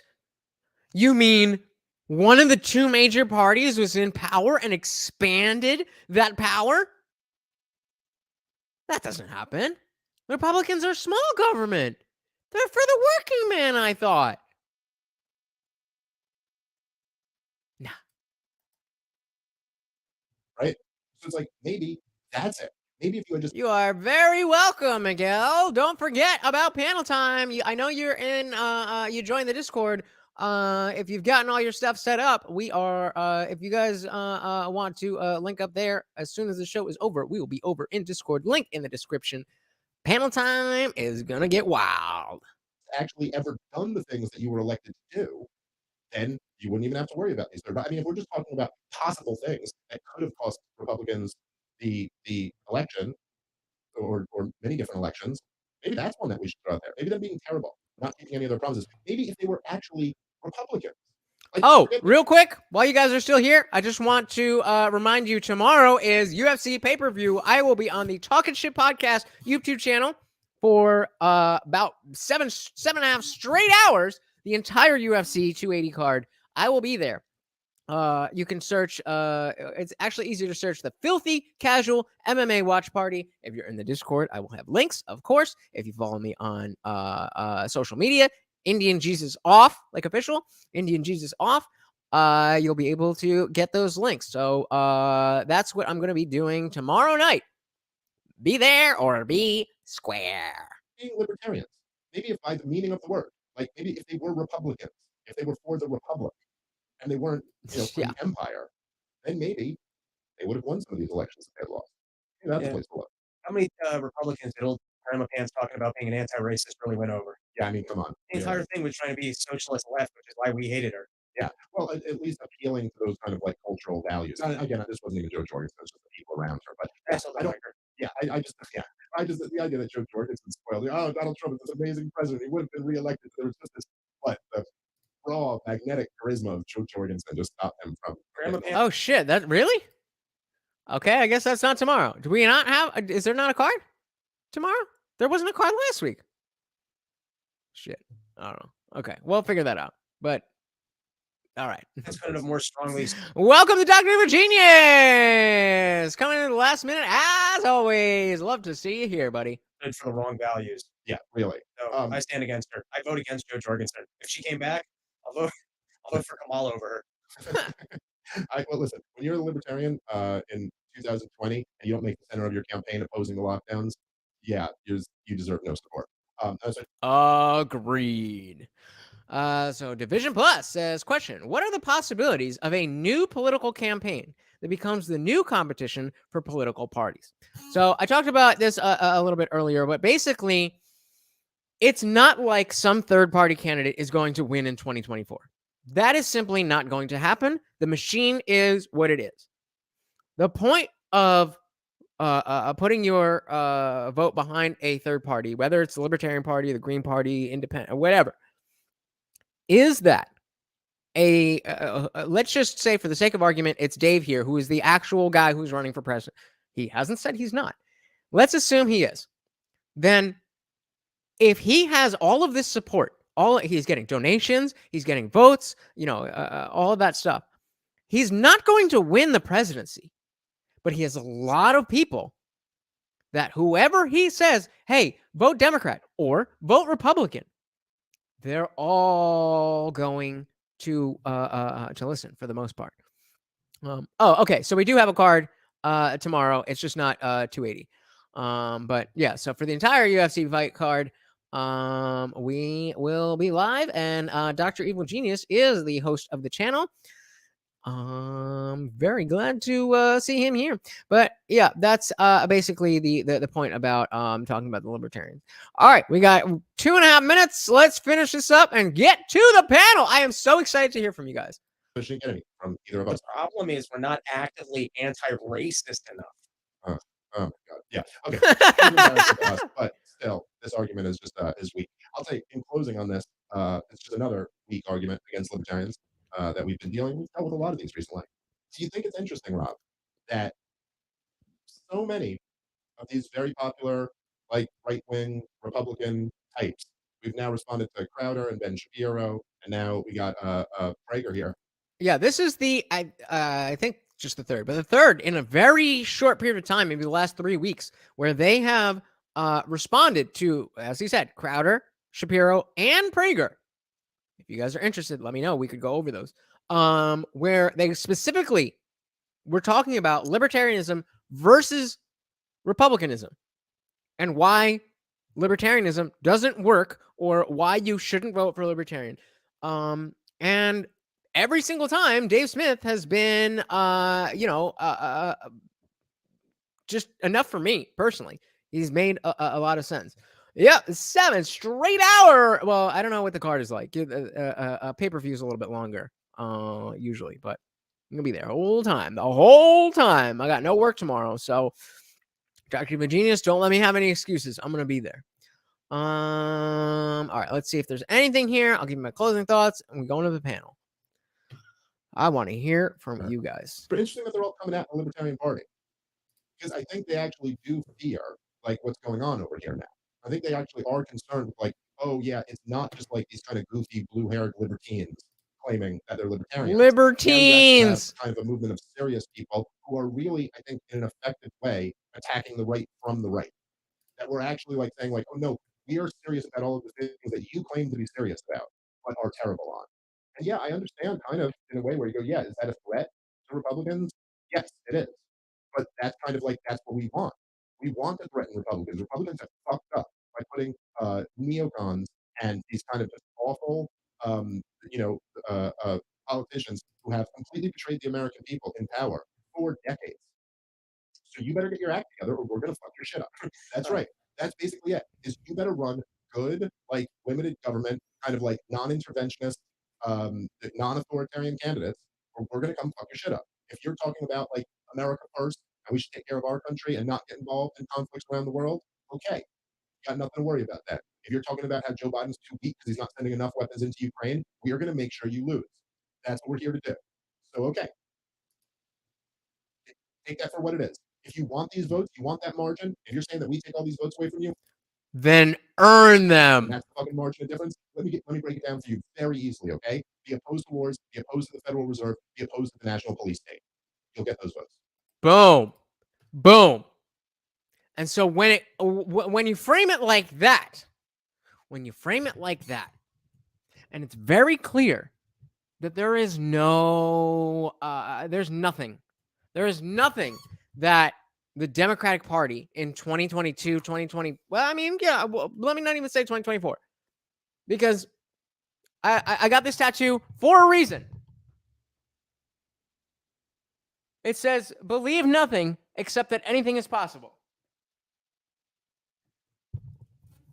And Donald Trump became the president of the United States. I guarantee you, anything is possible. And so with that, I do think it is very important that we pay attention to this kind of stuff, that we are active. Even if it's not, you don't have to go and be like campaigning for this person or that person. Just pay attention to what's going on so that when it comes time to vote, when it comes time to have the conversation with somebody else who's going to vote, that you are prepared. You understand what it is that you believe, why it is that you believe that, and why it is that what they believe is not what they should believe if we all agree on the basic goal. And that's key. We have to agree on a basic goal. If we don't have the basic goal of improving the lives of Americans, then what are we talking about? We have nothing to talk about if we are not on the same page. So that's number one. Make sure we are concerned about what is best for Americans. Okay, once we're there, then the conversation gets much simpler and much more objective. There are objective measures. There are undeniable, inarguable, unequivocal ways to get closer to that goal and to get further away from that goal. People have become very good, specifically on the left, at spinning up falsities, spinning up bullshit, making up new words to confuse the fuck out of you, to make you guilty, and to coerce you into agreeing with things that you don't actually agree with. Now, if that is a statement that you disagree with, I'm happy to have that conversation. But from where I sit right now, if I am to vote in the 2024 general election for a president, it is only between the Republican and the Libertarian candidate. Things could change. I don't see that happening. Things could change, though. But as of right now, that is where I stand. And that is the position from which I must be moved. Another position from which I must be moved is that there is not one single person on this earth who has earned my vote. And I know I'm not alone. Unfortunately, I'm alone enough that if I sit out and everybody else just kind of votes the lesser two evils, we're just going to end up with more bullshit like we did with Trump and even more bullshit like we did with Biden. But my hope is that if at least just us here, if we can be smarter about the way that we vote, about the way that we talk. When you think about it, sometimes the vote is even less important than the conversation. Because a lot of people don't vote. Like I said, I abstained. I mean, I had a good reason. Most people are just fucking lazy. But sometimes, in certain situations, it's much more important to be able to articulate the conversation, to articulate the points that you want to spread. That could be more influential to what actually happens than how and where you cast your vote. Division Plus says, if you understand ideas, then influence your If you understand ideas, then influence your understanding to other. Okay. If you understand ideas, then influence your understanding to other individuals. Be the virus of knowledge and infect other people. Took me a couple times, but I agree with you, Division Plus. 100%. Be the change that you want to see. There is no other way out of this. If you are not happy with how the world is working, if you are not happy with how the country is going, you don't have the option of just waiting and hoping it gets better. You cannot comply your way out of tyranny. Whether that comes from the Republicans or the Democrats, it is coming. So pay attention. Pay attention. That's it. That's it. I want to thank you guys so much for hanging out. I was so excited to do this stream. I really had a lot of fun. And this is the stuff that really matters to me. I know the Sneeko, the Andrew Tate stuff can be fun. But this is the stuff that really matters to me. This is the stuff that really matters. Anybody who's looking for the panel, you can hop into the voice channel on the Discord. I will be there as soon as I jump off here. But this is the stuff that really matters. And, if this is something that you prefer to watch over the Andrew Tate, Sneeko, Fresh and Fit, Manosphere, Red Pill, all that kind of stuff, please, I would love to talk more about this than that. But I need you here. I need you commenting. I need you like the video, share the video. And those notifications don't work. So just like you need to be the change in the world that you want to see, you need to be the notification in the world that you want to see. Again, thank you guys so much for hanging out. I can't express how much I appreciate you guys spending time with me. And the channel is not yet monetized, but rolling across the bottom of the screen are some support links. If you want to hit me up on the CashApp, Venmo, Bitcoin, PayPal, all that good stuff. TheIndianJesus. But you don't have to do any of that. It is absolutely free. It is absolutely free to come here and watch. It's free to like, to comment, to subscribe, to ring the bell and try to get those notifications. And it's free to take that URL, post it on Facebook, Twitter, not YouTube. Well, YouTube if you got a channel, Twitter, Instagram, TikTok, all of that stuff. Guys, if we're going to do anything here, we got to grow. You guys are fucking awesome. But 10 of us, 15 of us, we're not going to do anything. So let's grow this. Be the notification you want to see. Thank you so much for hanging out, guys. Panel is about to start right now. It is open in the Discord. Hop into the voice channel. I will be there as soon as I sign off here. I appreciate you guys to no end. I hope that you will think a little bit more about a third party going forward. And with that, guys, thank you so much for coming to party with me. I am your host, Lutch, a.k.a. TheIndianJesus, here to resurrect the second coming of common sense. Until next time, I am out of here. Peace.